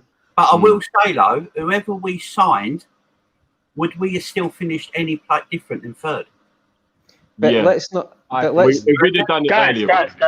Let me Guys. Oh, there's Matt. What's going on, people? Let me quickly chime in quickly because I've only got like 2% battery. Let me quickly say something just real quick, yeah. The basement treating you bad, yeah. Yeah, bro. They don't give us Wi-Fi. They don't give us cameras. But let me say this quickly, yeah. Let me say this, yeah. We won the Champions League, and we bought Seth Vandenberg, yeah, Harvey Elliott, and Adjan on a free. Right? Our owner went on TV and said, "Whatever Jurgen Klopp needs, I will get him." So he got him two youngsters and a guy on a free. Next year, what did he do after that? We went and got Minamino, yeah, for 7.5 million. Yeah, and it's not even about the fee, it's about the quality of the player. I think after about 2 games, we could pretty much all see Minamino is not that guy. Yeah. Thirdly, we are Liverpool Football Club, but when big names come in the market, we are already out of the running. So Harry Kane has said he wants to leave. Liverpool's name's not even being mentioned. When Messi was thinking about leaving, we weren't even mentioned. If that says to you, you're happy with these owners, yeah, cool. But you see, the owners that I would like, yeah, and obviously you can't get perfect owners, is that you want ambition. I'm not saying every single summer you go and get Messi, you go and get Haaland, you go and get Mbappe. But I'm saying every now and again, you can do that because the club is big enough, the club has the money. But this whole thing of we've got to find this rough diamond in the dirt, I kind of feel like that's kind of run its course to a degree. Because you can do that so many times, but eventually, then diamonds that you're looking for, other people are going to start finding them. Hence why you find Leicester City now finding gems like Samari, who they're trying to buy. You see Leicester City as well, who they're going to buy? Fofana. Man City, they went and bought, I think his name's Kai, I think his name is, yeah? He's apparently a gem as well. So there's other teams that have caught onto our methods. Do you not think, guys, as Liverpool Football Club, yeah, we should be already out of the running when big players come available on the market, and I'll leave it there. Yeah, I don't quite. I think there's these players are always available. Like I know it's about staying one step ahead of the competition. I mean, it's not easy to stay one step ahead of the competition, but these gems are always there throughout football, right? Robert Pires came from I can't even remember which French club. Peter Cech came from Rennes. But that's back in the day, bro. This ain't. I know, but what I'm saying is historically. Yeah. No, sorry. No, just quickly, because I'll try and time my battery and come back on. But just quickly, yeah. What you're saying is true, yeah. Because obviously, when Dortmund got Lewandowski, and what you said is true about Pires and them, man. But that was back in the day, though, bro. Do you know how hard it is now to find these diamonds, yeah? And even when you talk about Mane and Salah, yeah, they're like 30 odd million each, yeah.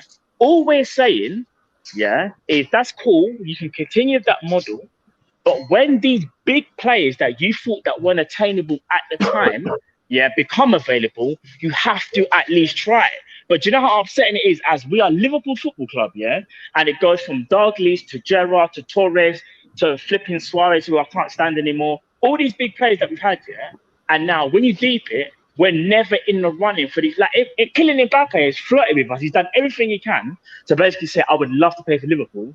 But all we keep hearing is, you know what?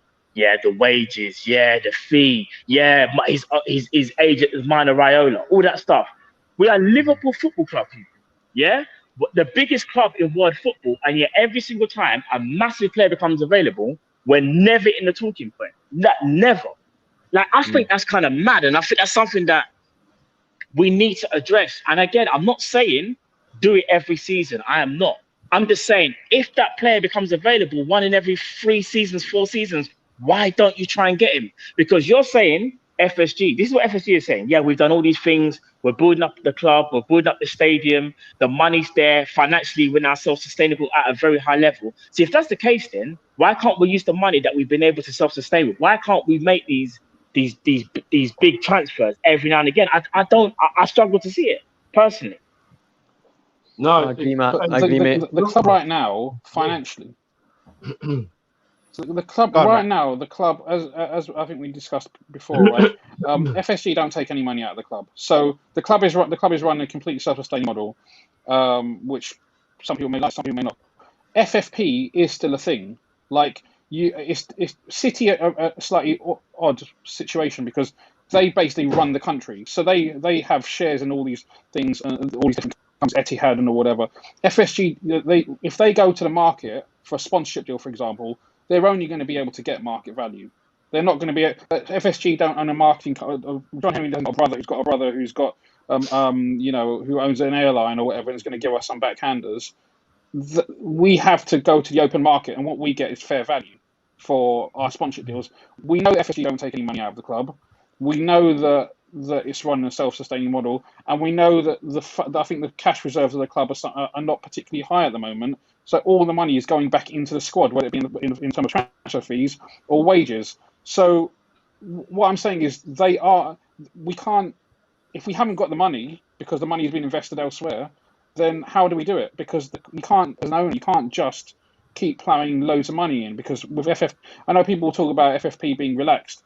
Actually, nothing has come out concrete about it being relaxed. Just talk about it, and the details have not been shared at all. And short-term cost control, which is basically FFP for the Premier League, is still 100% in place, and there's been no discussion about relaxing that. So, those all reality. Sorry to cut you guys.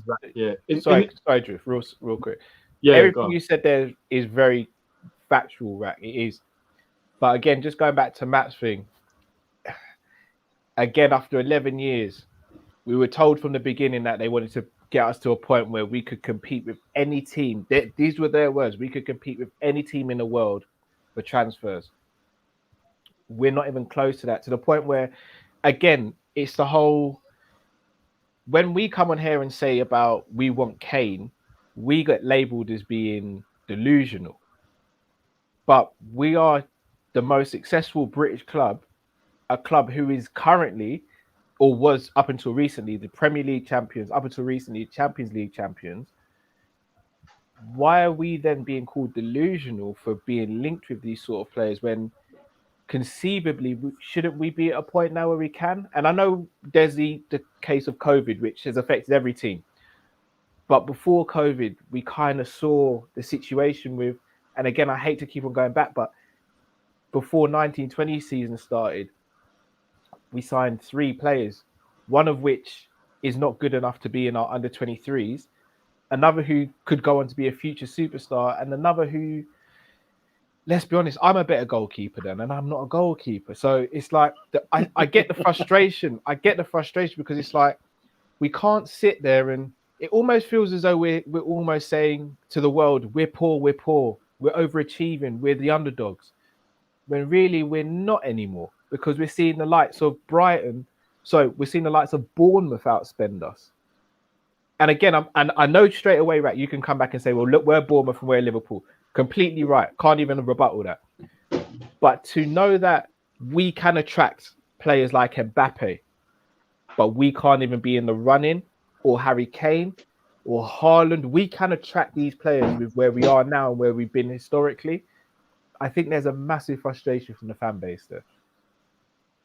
100%, bro. And I think that is where you have to try and be as honest as you can and be as fair as you can, but at the same time, you can't ignore those facts. Like, you're right. Like, we're basically the kid who keeps coming back to school with the same school shoes that we had last year, but we know that. But everyone knows our parents have got money. But you know what? They don't spend it on us. So it's like neglect. It's like, right, you still got last year's school shoes, bro. Like, is everything all right at home? Like, yeah. Like, my mum's got a shopping habit and she drinks a lot.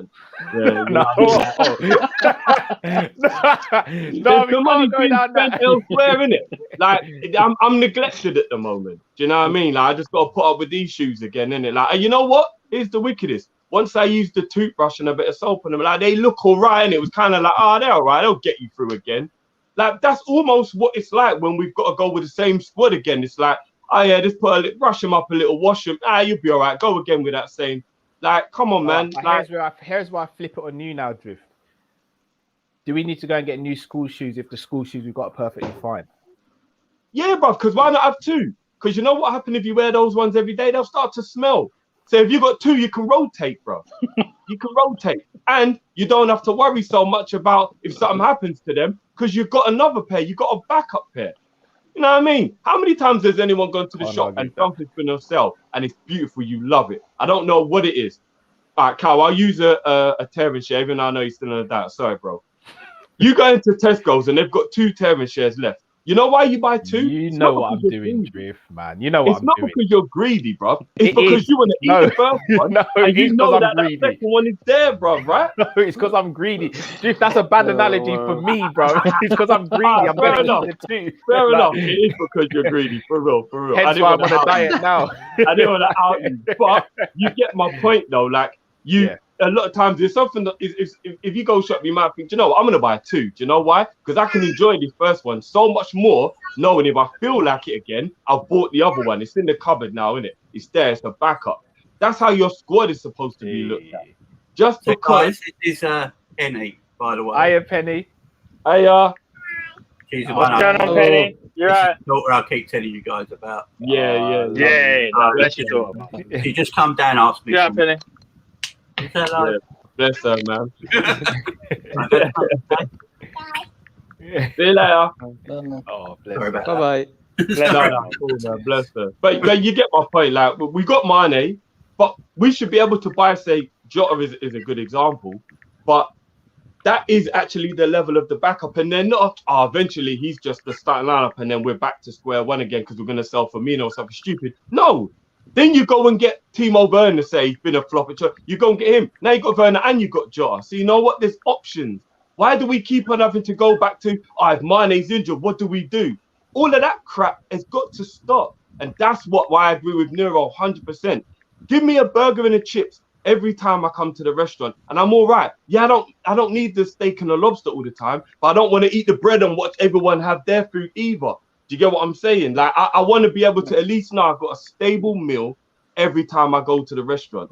And if we're going to do the buy to sell and we're going to be like, we can't buy the big boys, always buy me good Wijnaldums then and Salahs or Mane's. Make sure you know what? You put the pressure on yourself. Your recruitment needs to be on smash. I need a Wijnaldum and a Mane every year. If that's how you want to run, that's your business. That's on you, bro. You want to start picking out gems and you want to start picking out all of those little diamonds in the rough and all that. That's your decision. That's on you. You don't want to go and get an obvious Harry Kane because he's too expensive. Then you make sure you know who the next Mo Salah is. And you make sure you know who the next Wijnaldum is. Don't come and give me no Sit Vandenberg and let me sit there and eat dry bread with no butter because I'm lactose and you ain't got no dairy-free butter. What the hell is going on here?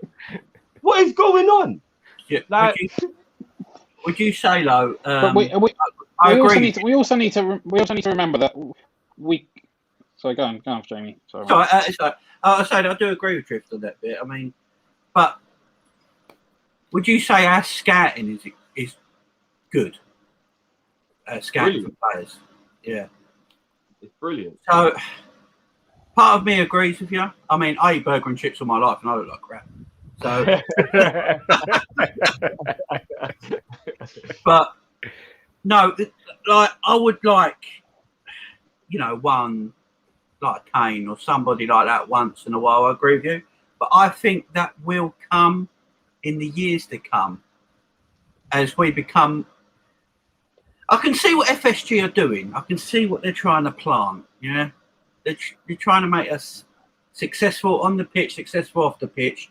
So for the years to come, when Klopp leaves, new managers come in, money's always going to be, it's going to get there better and better. But it's hard. Part of me, right, this debate's going 50-50 for me. So I'm not halfway there now. I don't know who to choose. He's drawing you in a bit, bro. Yeah, you draw me in a little bit. Son of a gun. Right. But see, the way I look at it, I look at Man United's owners, I look at Arsenal's owners, our owner. We got the 3 most famous American owners, sort of thing. I don't know if that's a good thing right now, to be honest. No, it's not. But since our owners come into this date right now, I would say out of the 3 of us, they've improved the team the best. Oh, yeah, without shadow of a doubt. So they've not done, they're not awful owners where we like they've got to go, they're absolutely terrible. Yeah, no, it's definitely not like that, Jamie. But it's just evolve. It's time to evolve. What I understand from all this, basically, if they put more money into the transfers and put more money in their pocket instead of going at Avon and put it on the 50-50 every week, knocking on the front door.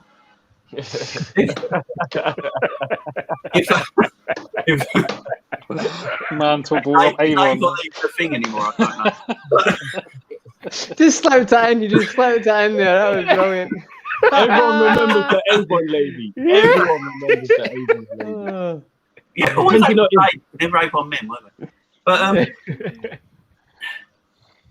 But I can see your point a little bit. I would like them to go, you know, this ain't coming out of the club. This is going to come out of our pocket. But then, I don't know. It's hard. I look at Abramovich. Abramovich is probably, arguably, the greatest. He's one of the best. But he is, though. It means a lot to him, though. He doesn't care about the profit. Well, he probably does for some parts, commercial reasons. Yeah, but he cares. He don't care about his wives, does he? He just gets rid of them and gets a new one. It's not, you know, it's not. It's different to him than it is to FSG. And I do think FSG do care about the club. I do think FSG do care about the club. I don't believe they don't not love the club. At the beginning, I think they just thought this is a good way of making money and improving our sports brand. And as the years have gone on, I think like everyone else does with Liverpool, it's such a special club. Everyone comes here and you just fall in love with it. I mean, when I go up to Liverpool myself, I absolutely just fall in love with the city and the people. Yeah. It's impossible not to. There is something emotionally special about our football club, and we're all so lucky that it's the team we support. Even as some of us Southern Liverpool fans, we don't live and breathe the Liverpool air. We're just so lucky. This is a team we love and support. Definitely. So, and I think FSG are starting to come to that. Because they have made mistakes, of course they have. All owners make mistakes. They've made big ones, and they've gone back on it. And they realise. And I know John Henry's apology on telly looked like, you know, ISIS were just around the corner having a gun to his head. And it was written down. It's like, please help me. I know it looked bad. And it looked terrible. But at least he went on camera and said something. Which is more than a lot of them, to be fair. So I'm probably 60% in, 40% out. Because you are like what you're all saying is like everything makes sense, if you know what I mean. What the outers I'm talking about makes sense. What me as an in, Rack as an in, what we say, it makes some sense as well. It's not like, I think when you go on FSG, they're so polar opposite. It's 50-50. They're not totally loved. Yeah, but unless we got an owner that's liquid rich and profit and loss doesn't matter to them, I don't think you can get much better than what we've got now. The thing is, like, I'm not against FSG selling the club to better owners, what people would consider better owners. But I just don't think there are very many out there. There's very, very few out there, and as I said, even Chelsea. If you look at Chelsea spending recently, if you look at, obviously they sold a lot of players, or they sold the value of a lot of players in terms of Morata and Hazard, and then they've reinvested that. Chelsea are, to some degree, if not to a great degree, also running a self-sustaining model now. It's not like early Abramovich years. Everyone, bar your nation-state clubs like City, for example, are adhering to FFP. So we need to adhere to FFP because we can't, even if FSG wanted to. Within FFP, there's that you can invest into infrastructure. So that's outside the realms of FSG. What's counted towards payments to the club, but FSG can't, in terms of the rules of the game, go and invest £150 million and buy Mbappe if we're only breaking even as a club. That's not possible.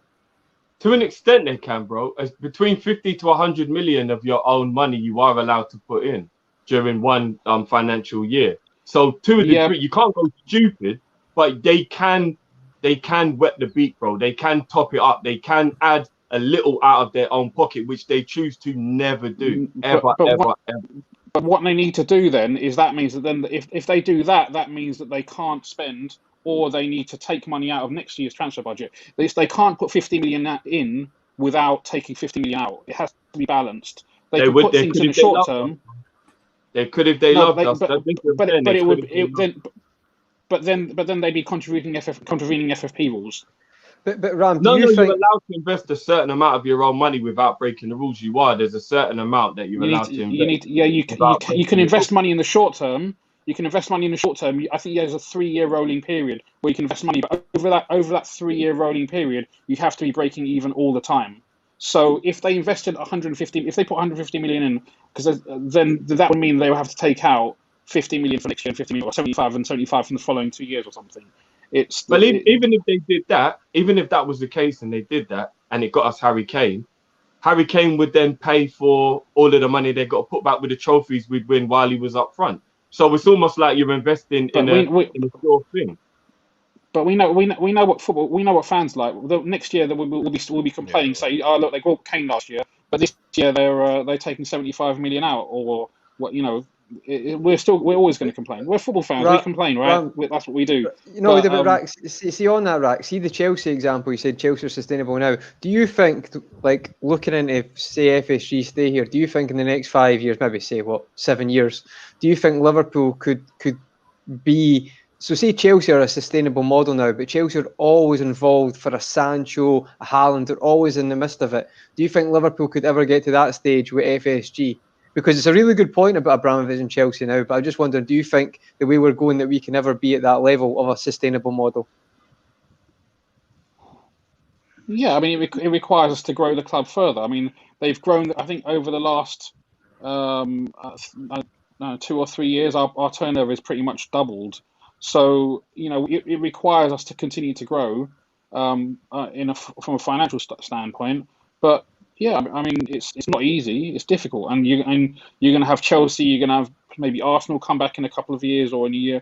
There's going to be competition, so it's going to become more and more difficult. But I think that competition is a great point, right? I think maybe that's why. Say if we had this model 10 years ago and we're successful, we'll be fine. But right now, it's like every day with social media, it's Haaland with Chelsea. If that happens, it's going to be like a domino effect because someone's going to buy Kane. Because the City or Chelsea will be like, oh, we need to compete with City because whoever gets Kane or Haaland, it's going to be like a kid in a sweet shop, like with the either probably specifically if Kane goes to Man City. But there's definitely going to be a domino effect this year, and I feel like that's probably increased a lot of the. Oh, this model's not going to. We're not going to be able to challenge unless Jurgen Klopp pulls out. A miracle's maybe the wrong word, but it feels like Klopp's always having to pull something out of the bag. And I feel like maybe that's increased it, right? Because I think your points have been really good, but I feel like because social media is a big thing as well. I look at my phone every day and it's another transfer rumour. It might not be realistic, but you've got 4 teams involved, a striker, and like especially because we've got the Mbappe Haaland thing now. It's like they're desperate for them to be the next Messi and Ronaldo, even though they're not there. They're desperate for that, and because of that, I feel like everything increases, and I feel like that's it's going to be difficult with this model. But that's my thoughts on it. I understand that, but also running the club because of social media is not the right way to run the club. Like, no, I don't necessarily mean. I mean we just put the people everything. in charge of the club, and no. But what I'm saying is that we put people in charge. I guess you could say like government. The whole point of government is the people put the government in charge, and then we have to kind of trust the government to do what's right. If they don't, then we have a chance to get rid of them. We don't have a chance to FSG, but we have to trust the club put the right people in charge, and they are doing the best that they can. That's all you can do, right? That's all you can do. Can I say one thing? Go for it, bro. With Man City are probably them and PSG could buy, God came to earth and decided he wanted to be a football player. Man City could afford him. But they don't buy the player we're all talking about at the moment. They're not in for Mbappe's. You don't hear of them in for Mbappe. But what Man City are extremely clever at doing, because they can afford the gamble, is they don't pay instalments. So this is what Man City are clever at doing. You say, like Torres, they bought, was it last summer? Yeah. They got him for, was it 20 odd million, wasn't it? Yeah. Right? And you look at that now and think, why the hell was Liverpool not in for that? Because you know the reason why City got him? Because they just paid the flat fee. Right? And because honestly, that's not a problem. In football finance, that's not a problem because you could finance it and it would cost you like 1% or something like that. But what they do, if you haven't got the money up front, because they pay a flat fee, they get the transfer lower. That's what City they're paying it up front. Because they which a lot of teams will do. He's right. Like if I say to you, I'll buy your car off you for 40 grand, but I'm going to only give you 10 grand every year, or I say, all right, well then I just give you 28 grand right now. That 28 grand right now probably feels better to you because it's going to help you do what you need to do, an extension on your house or something. With if I pay you off, that money's not really going to help you. So but you'll give it to me cheaper because I'm paying you it all right now. Things like that do work in football. No, because the difference is if you go to Santander and you say, "Oh, Santander, let me get 20 grand," you're still giving it to him. You're still giving it to the guy with the car up front, right? The difference is you're paying Santander. It's very easy to finance these deals. Oh, but you're doing it that way. Him for 20 million. They do that, and they pay like 0.5% or 1% interest per annum because Liverpool is a blue chip football company, right? So. Haven't Liverpool actually admitted that's something we'd never do? So we never take loans, so we wouldn't do that. So technically, that's why we won't be able to get a player then because we don't like to take loans. Like everyone, even Arsenal, loads of teams have done it, and we're one of the only teams that didn't do that. So I don't think we operate that's what we did with Coutinho. We sold Coutinho, and they owed us money in instalments. We basically sold that to a factoring company. They gave us all the money up front, pretty much. And so that's why when people say, "Oh, we've already received all the Coutinho money," any bonuses or whatever that's owed or money that's owed by Barcelona isn't owed to us directly. It's owed to the factoring company we've sold the money to. We sold the debt to. Yeah, but that's selling and buying. Basically, it's like you're paying the bailiff. Yes, basically what you could, Can I ask let me just ask you a little quick question. In the summer, because obviously all of these things do make sense and these things do have to be factored in, but at the same time, you've got to look at the way other clubs run sometimes if they're your competitor. Now, let me just give you Arsenal as an example. At the beginning of this year, or the season rather, we were champions, yeah. And I know COVID had hit, but we were champions. We were outspent by Arsenal. Go and ask any Arsenal fan what they think of their owners, and they will say they've got the worst owners in the league. And we were outspent by Arsenal. These are the little things that I think to myself when we're thinking about whether FSG are good or bad. And it always makes me lean towards the bad because I just think, regardless of what's going on behind the scenes, here, there, left, right, at the cold light of day, on the pitch is the only real importance in terms of the overall ending of the year. The year's not successful because you built a stadium. And the year isn't successful because the year's successful because of where you finished in the league and how many trophies you got, which is where Cal always says, and it's the factor. This ain't a business, this is sport. There's just a business element to it. So at the end of the year, don't tell me we're successful because there's a new training ground. I couldn't give a fuck. Yeah, it's helpful, but that's not success. If we'd have finished 5th and the training ground would have been complete, I couldn't give a shit if the training ground's complete. So it's about what we do on the pitch. Now, that being said, when we went into the season and Arsenal outspent us and we're champions, is that not a reason to look at the owners and go, right, Arsenal think their owners are terrible and they spent more money than we did. Brighton spent more money than we did. Aston Villa, you're looking at all these teams, you're like, hold on, we won the league. You get all that money for winning the league and these teams had COVID. It weren't just us. They all had that situation. And we're out here spending, was it 14 mil in total we spent because we got back the money for Simicast from Lovren and we paid installments on the Jota and the Thiago. So we spent 14 million in the summer where we were champions. Yeah, we were happy with the players, but I'm talking about money spent. And then you go and look at Arsenal dropping 39 mil straight up on like Partey, for an example, plus they did other signings. And you're looking, you think, how can we not even be doing better than Arsenal in terms of spending? And then we're league winners. And then when we're struggling to win the league again and finish in the top 4, you're like, well, we needed a centre-back. We needed a better backup goalkeeper. There was a few things that, hold on a minute, a little bit of extra money spent, a defender at the beginning of January rather than the end where we dropped God knows how many points during that period that we could have not dropped those points kept momentum, not lost faith in our self-confidence and all those other things. And we could have arguably won the league. Like those 6 games that we lost at Anfield in a row is actually 1 point more than Man City finished. So if you even include a draw with Man City in that, we win the league if we don't lose those 6 games. So you look at little details like that and you think, just that little bit of extra money spent and we could have been better. And that's where I feel like, regardless of whether you take a loan, you do this, you do whatever, this money situation cannot be an excuse every time we fail on the pitch. Because even though it is a true factor, what about all the other teams that aren't even as well off as we are and they still manage to find a way? Why don't we ever just manage to find a way? Why are we always the sensible guy who won't even sniff the alcohol because he said he's driving? Bro, you allow 1 beer, bro. It's a celebration. Whoa, it's your we birthday. do. 1 beer. Like, I'm not even gonna sniff it, bro. Just in the I don't want to sniff it. It might make me drunk. But shut up, man. Drink a beer. It's your 30th, bro. Guys, if you want to drink, make sure you drink responsibly.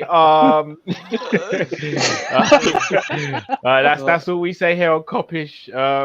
You know, hashtag drink aware. Hashtag drink aware. Drink aware. Apple and mango juice. You know, it fills your night just as well as alcohol. Some say. I'm not promoting anything. Listen, the government says you allow 1 beer. I'm not promoting anything that's wrong. The government says you can drive on 1 beer. It's your 30th. Have a beer, bro. Nah. I'm gonna be sensible. Man, why don't you just stay at home, bro? Oh, that sounds like an indirect to me. I'm not gonna lie to you. No, because I know that you would have a drink on your face, and you're not even driving. But what I'm saying is, we've always got an excuse, and it's always we're being sensible, or man. Everyone else finds a way. Find a way, man. Do you know what I mean? Like, I don't care. Sometimes being sensible doesn't get you anywhere. Do you know what I mean? If you're the sensible guy in the club, you might not be able to get the girl, because you know what? She might like the reckless guy who just came over all raggo. Like. You can't. Once again, don't approach someone else's female in a club. Just a caveat. I never said Do he was not rude. approach another man's girl. No, but we've all seen it. How many times have you seen a guy or your friend and he might be looking at a girl for about half an hour and he's admiring her, he's being sensible, he's a gentleman, and you're like, bro, just go over. He's like, I'm building up the confidence. And when you walks past and the double, bro, and then she might like that, and then he's got the number now. You took too long, bro. You took too long. You tried to be sensible, and now that reckless dude's got it, and you've lost out. Sometimes and now she's a baby mum. No, you're basically saying, Drift. And now she's a baby mum. Is that what you're basically saying? No, I didn't go that far, bro. I didn't go that far. But you know what? She's got his number now, innit? Not yours. Because you were being sensible. Yeah. It's not always good to be sensible. In general, yeah, but in business, risks get you that reward. You know what I mean? So we want to be a business. Take a few risks. FSG don't take no risks. When have they ever taken a risk? Ever. I don't even think WJ Henry leaves his wallet on the side when people come around his house. Man don't take no risk, bro. No risk, bro. I knew he was going to say that. We say the in-laws come round and he's just like, 1 minute, hang on a minute, yeah, hey Linda, God said go grab my wife. LeBron. You leave my wallet in the other room. You know I got my black card now, right? LeBron, go get that now. I know they're my in-laws. I don't care. Is John Henry from the South or something? I think so. All right, guys. Obviously, we could argue about this all the time, but obviously, I'm going to read out the super chats and we're going to wrap up this. This is part 1. Remember, people, part 2 will come at the end of the transfer window. So I'm going to get rid of some of these super chats now. 1975 Jamrock says, would love to be on as FSG in, however, in the middle of a work day here in Boston. And the last thing I want is a call in the middle of this. Thank you for that, 1975 Jamrock. He lives in Boston, that's why he's backing them, isn't it? Yeah. That's his neighbour. I'm starting to think, 1970. That's John. He might be John. It might be John. Dinesh says, bad thing FSG did was not give Stevie a new contract when he wanted to stay at Liverpool. Very true. 1975 Jamrock says, okay, fellas, blocked off time on my calendar as private. We're gonna have to get you on the next time. 1975. No, he's great. Honestly, his always comments are brilliant, superb. Like, I'm only joking with you. Always great. Paul says Drifty kills it. I rate this guy. Keep it up, Kopish. Bless you to Paul. Big up Paul. Big up yourself, bro. 1975. Jamrock says a combination of Klopp and Edwards equals better recruitment. Dinesh says in January 2011, Liverpool bought Stuart Downing, Charlie Adam, bang average, and goodbye was Henderson. That was very true. 1975 Jamrock says we could also grow our commercial revenue rather than just starting to sort of implement what Drifty was saying and spending a bit more. Promo says Man City have the quality physios to keep them fit. The physio thing, I think we need to do a show on the physios thing and really break down injuries for the last couple of seasons. Yeah, we do. I took one of their physios as well. Yeah, we did. The Man City one. Yeah. Yeah. That would be a good show. I'd be really was that company's physio? Yeah. Yeah, that was the guy. I was watching the. So we're just taking everyone's dead wood, dead physios. Is that what we're doing? How many injuries have Arsenal had in the last 20 years? About 1 million. Yeah, we'll have their physio. What? I've heard their physio. I've heard their physio is also the geography teacher. Oh my God. Paul says, preach Matt speaking facts. Mr. Tibbs09 says, I agree wholeheartedly with Matt. We are Liverpool Football Club. Mediocrity is unacceptable. 1975, Jamrock says, yes, grow their commercial revenue as also known as Manchester United, the way they did theirs. And then Aidan says, Drifty, almost all transfers are installments. That is true as well. No, I get that. But then if it's going to be installments, then get us quite a few players and still pay the installments. Don't pay installments and only get us 1 or 2. We're going to do the installment thing. Let's just go full Littlewoods and let's just redo the whole front room.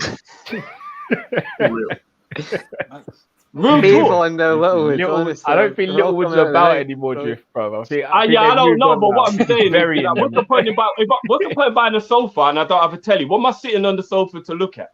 I might as well buy the telly while I'm going, innit? Like, use your imagination, man. You're not a single man. Come on.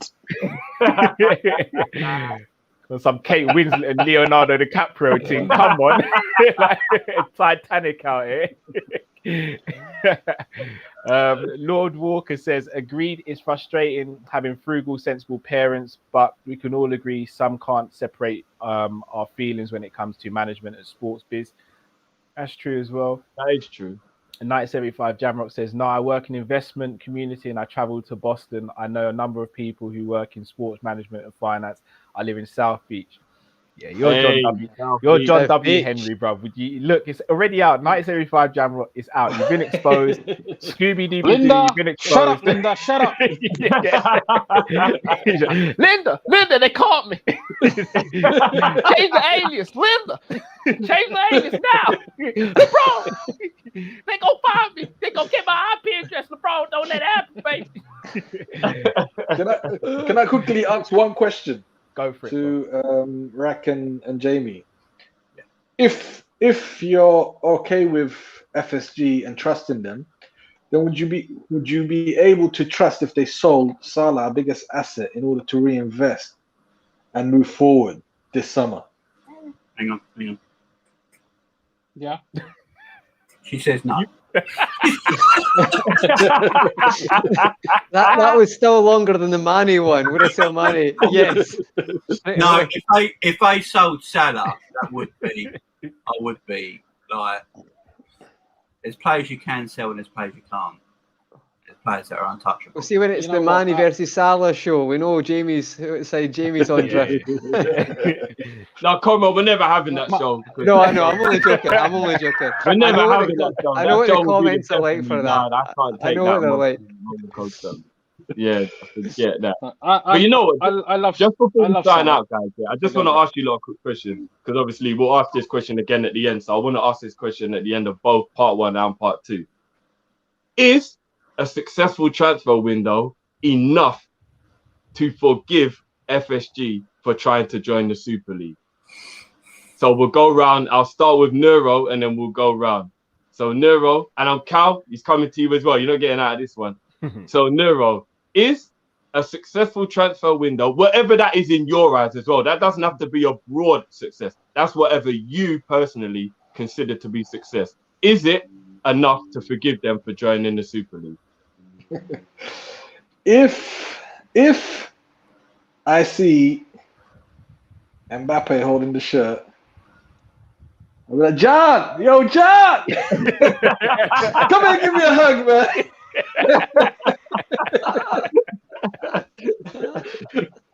That So would be would that me. be- Honestly, yeah. if I see like really top players come, yeah, then the Super League is forgiven for me. All right. And is the successful transfer window enough to forgive them for giving Adrian a new contract? No, I'm joking. Bro, man said, "Oh, you know, that Super League is one thing, but Adrian, Jesus." No, Don't take the piss. You know what I mean? Don't take the piss. That's Yeah, I don't want to go in on it because you know what? He's actually a nice guy. All right, Rat. Same question to you.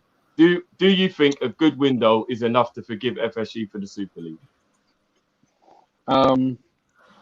I try and keep those things separate. The Super League's not dead, man. It's going to come around in where it's been 5 years, 15 years, or 25 years. That shit's not done because there's too much money involved. There's too many big clubs involved. There are wrong things about the way that the Super League was structured, but I don't think anyone sits here and is supporting UEFA in the way that UEFA run football either. So I think that's two separate things. Look, I think we'll do what we need to do in the transfer window. I hope it's successful. I hope we're successful. Time will tell. Fair play. Can I quickly just say about the Super League as well? I didn't have much of a big issue with it. I had the only thing was the relegation part of it. If they sorted that out, I would have been up for the Super League. To be honest, I need to see the big boys playing each other regularly. Fair enough. Okay. Conroy, how about you, bro? For me, I think I said previously, my annoyance with FSG, I wasn't happy with the Super League, but it wasn't. That was not the one. You know, there was several things that kind of accumulated for me. I feel like we all have a realistic.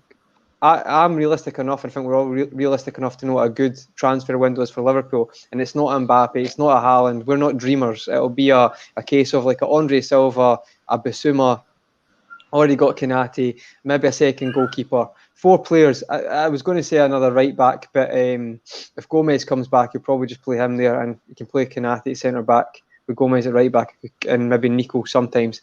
But overall, I feel like for the majority though, that will, and a good transfer window, the kind of FSG out, I think that'll calm right down. For me, I don't necessarily think I'll stop thinking like that, but as my mind is that I feel like we need to evolve because the other teams around us are just going from one strength to strength, going to keep spending, and money's not going to stop. People keep thinking it's this bubble, it's going to burst. It's not going to burst. It's just going to keep getting inflated, and I feel like I'm not going to change my opinion on that, but I do think a majority will. But for me, I've been quite level-headed with the full thing, but I still would like us to. I just think we can do better. It doesn't have to be necessarily oil money. I just think there's another step that we can do that can allow us to enhance and continue competing for the next 10 years. So that's my kind of stance on it. But to put you on the spot then, Conrad, just because I just like doing it. No, sorry. Say we, because you're right with the realistic thing, but let me just change the question a little bit for you. By the end of this window, we've signed Kimmich. Somehow we stole Donnarumma, and we're in negotiations with Mbappe. Is Kimmich going to be all right on the bench though? Because he's not getting in front of Trent, is he? Well, yeah, but I'm joking, Cal. Cal's fuming. Would that be enough? 9 o'clock, we're straight into this OnlyFans thing. Yeah, all right. No. Would that be enough for you to forgive FSG? Donnarumma, Kimmich, and Mbappe with Konate. You get me a John Henry T-shirt, bro. I'm down. you had me at Kimmich.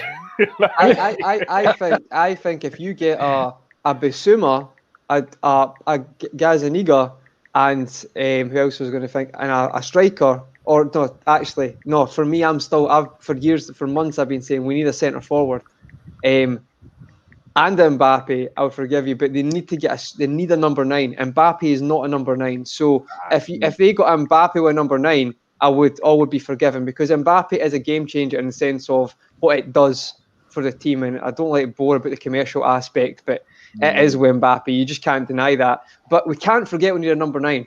I do not want to have the first Kop-Ish episode, and we're all in the chat, and then Matt's like, "How did you think Jota played at number 9 today?" Because I know we're going to say it, and I don't want it to happen. We need a number 9 in the summer, right? So I think we're a striker, but I think we will. The Silva, Bissouma, Gazaniga possibly, and Konate, I feel like that's a good. But if you add Mbappe to that, I would forgive, because Mbappe is a game changer. And as much as I don't like to believe the hype, like always, I watch it myself and not over exaggerate. But for his age and what he would do for the club, it would just, even just the international appeal with Mbappe. There's so much. So I would forgive if in that situation, Drifty. Cool. And Jamie, would you forgive them if it was the ideal transfer window that you want? I mean, I forgave them after their terrorist apology, but that's fair enough. But, fair enough. No, would I forgive them? I've already forgiven them, because all these rich clubs want to do this Super League stuff anyway, so it don't matter who's your owner, they're all going to do it.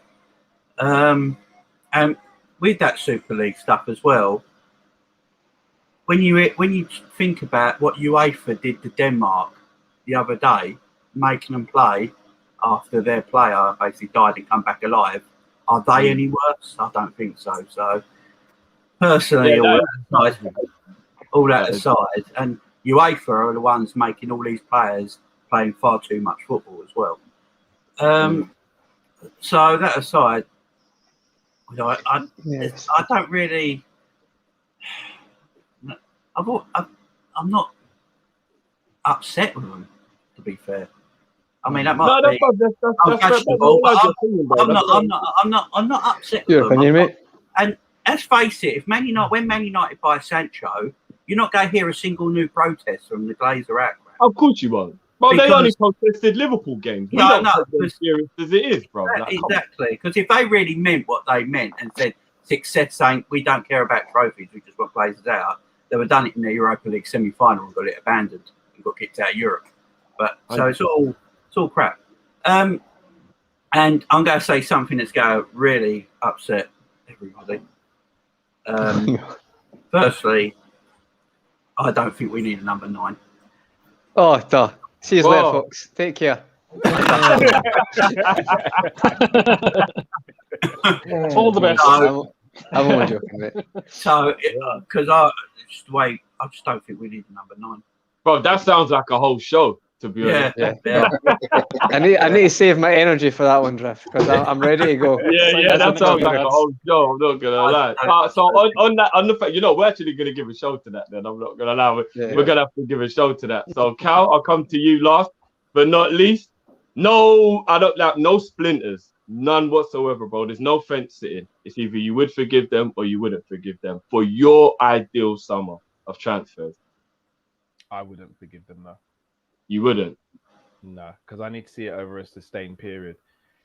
Because it doesn't matter. It doesn't matter who we was to buy. You would still be as angry as you were. No, as much as I joke about Kimmich and stuff. So I tell you what it is for me. It's been a few years of pent up frustration. So one window is not going to solve it for me now.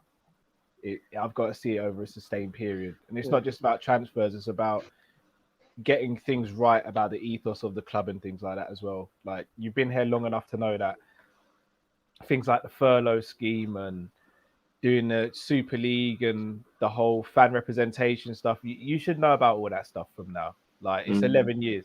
Like, I can't walk in. I've been at my new workplace a couple of months. I can't walk in and late and be like, oh, I didn't know these were the rules. Sorry, guys. Like, no, you did know they were the rules. You've been there for a couple of months. You know how it goes. They know how it goes. And for me, the frustration is they choose to ignore it and they only take it back once it blows up in their face. Like, even I say little things. They try to flip in trademark the words LFC and Liverpool. Like, come on, man. That don't belong to you. Yeah. That belongs to the fans. That belongs to the club. That doesn't belong to you. So don't do things like that. And until things like that stop, until I see sustained period where they stop messing up, then then we can talk. But if it's just one window, then no, because I can't just forgive you after one window. I can look at you and say, you know what, you're making an effort, but no, you can't do all these bad things and just come home with chocolates and all's forgiven. I'll eat the chocolates, but you still got to do more effort. So if we liken your anger and built up frustration to blue balls, you're telling me one good session's not enough for a relief to make you relax. No, because I'm going to be done quick in it, so I'm not going to get to enjoy it. Like, I'm going to be in and out. I'm going to be sitting on the corner of the bed, like, sorry, babe, it's you. Me. Like, I've had a lot of salt today. I'm feeling a bit bloated. Like, I don't want to. Like, I want to enjoy it. I'm getting older now, innit? I want to enjoy the fruits of my life. Do you know what I mean? So no, I don't. I don't want to just be in and out, man. No. Fair dude. Couple more super chats before we end, people. So 1975, Jamrock says you have to hold Klopp and Rodgers the same for 13, 14, 18, 19. To an extent, I agree.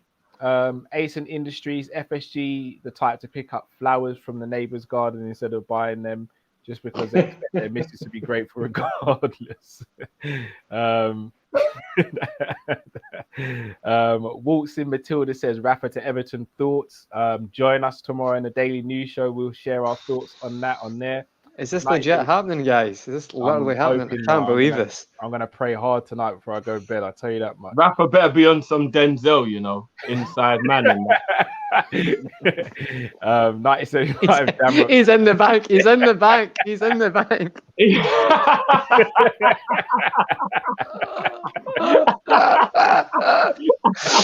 I want him actually transferring money to us, and they don't even realize what's going on. They'll be like, "How did Liverpool get involved in the Harry Kane stuff?" See, Rafa's like. 1975 Jamrock says Drifty, it is a business whether people like it or not. That's the way you have to keep the books balanced, which is the main task FSG tasked Edwards with. We're going to speak about Edwards in a future show as well. And then 1975 Jamrock says Vlahovic, Daka, Neuhaus, and Basuma, and then that will be the perfect window. And Matt Bickerzette says Jamie dropping that Ngannou uppercut, raw, no number 9. Boy, hey, do you know what's quite ironic with the Neuhaus stuff? A guy hit me up and let me know that even though we were laughing at people saying Neuhaus, he's German and it's actually in English his name is Neuhaus. The translation would be Neuhaus. That is hilarious. So we're all joking about it's easy to just call him Neuhaus, and that's actually his name. So looks like if we sign him, man, we'll just call him Mortgage and done. I'm just reading that apparently Daka will be done next week. Apparently. Man. Oh, Cal, you'll be buzzing with that, Callum. You'll be absolutely buzzing with that. Yeah, tonight's just going to be straight apple juice for me. No chaser. Apparently it's 22.5 mil. I tell you what, you need to keep the video because see if he becomes amazing, right, or pretty good. the amount of comments and Kop-Ish. Click this. Yeah. Clever, honestly. No, but you know what? If he's badding it up, you want that to happen, yeah. Yeah, if he's badding it up, I want you to clip me up all day because I don't care. Man.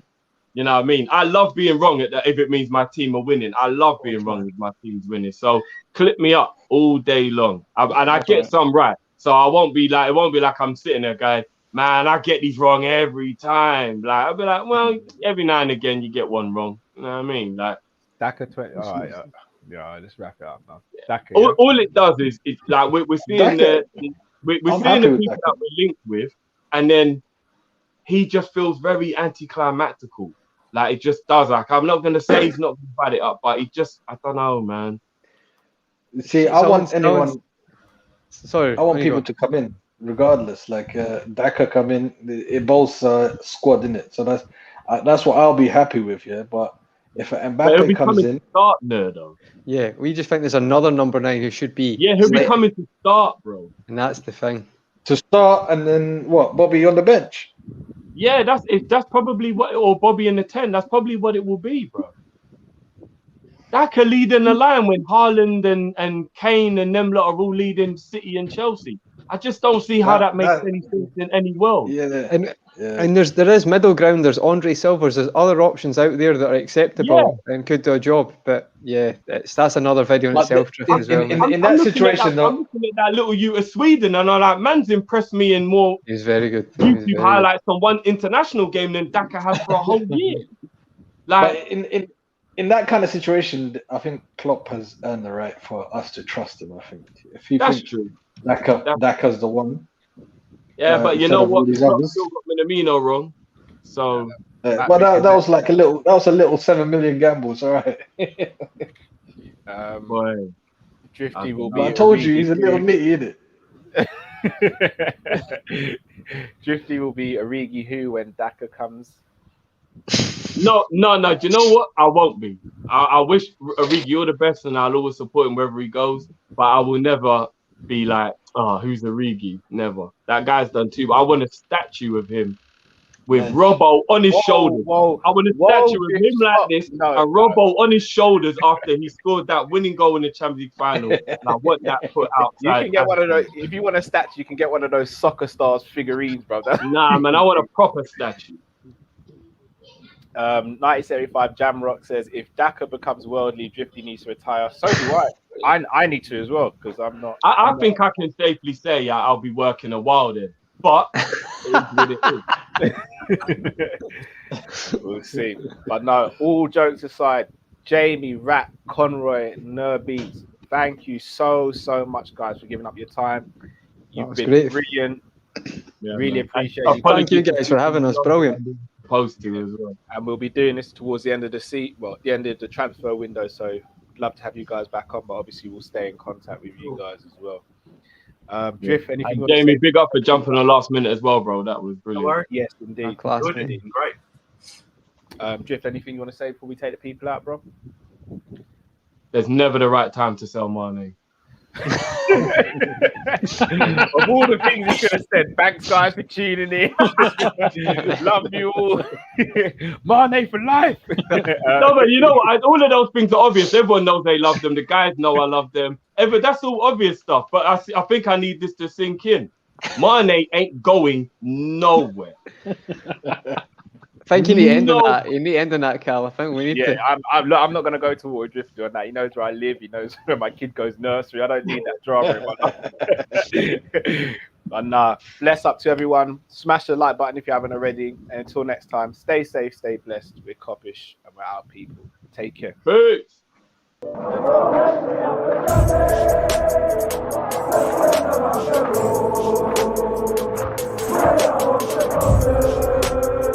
I'm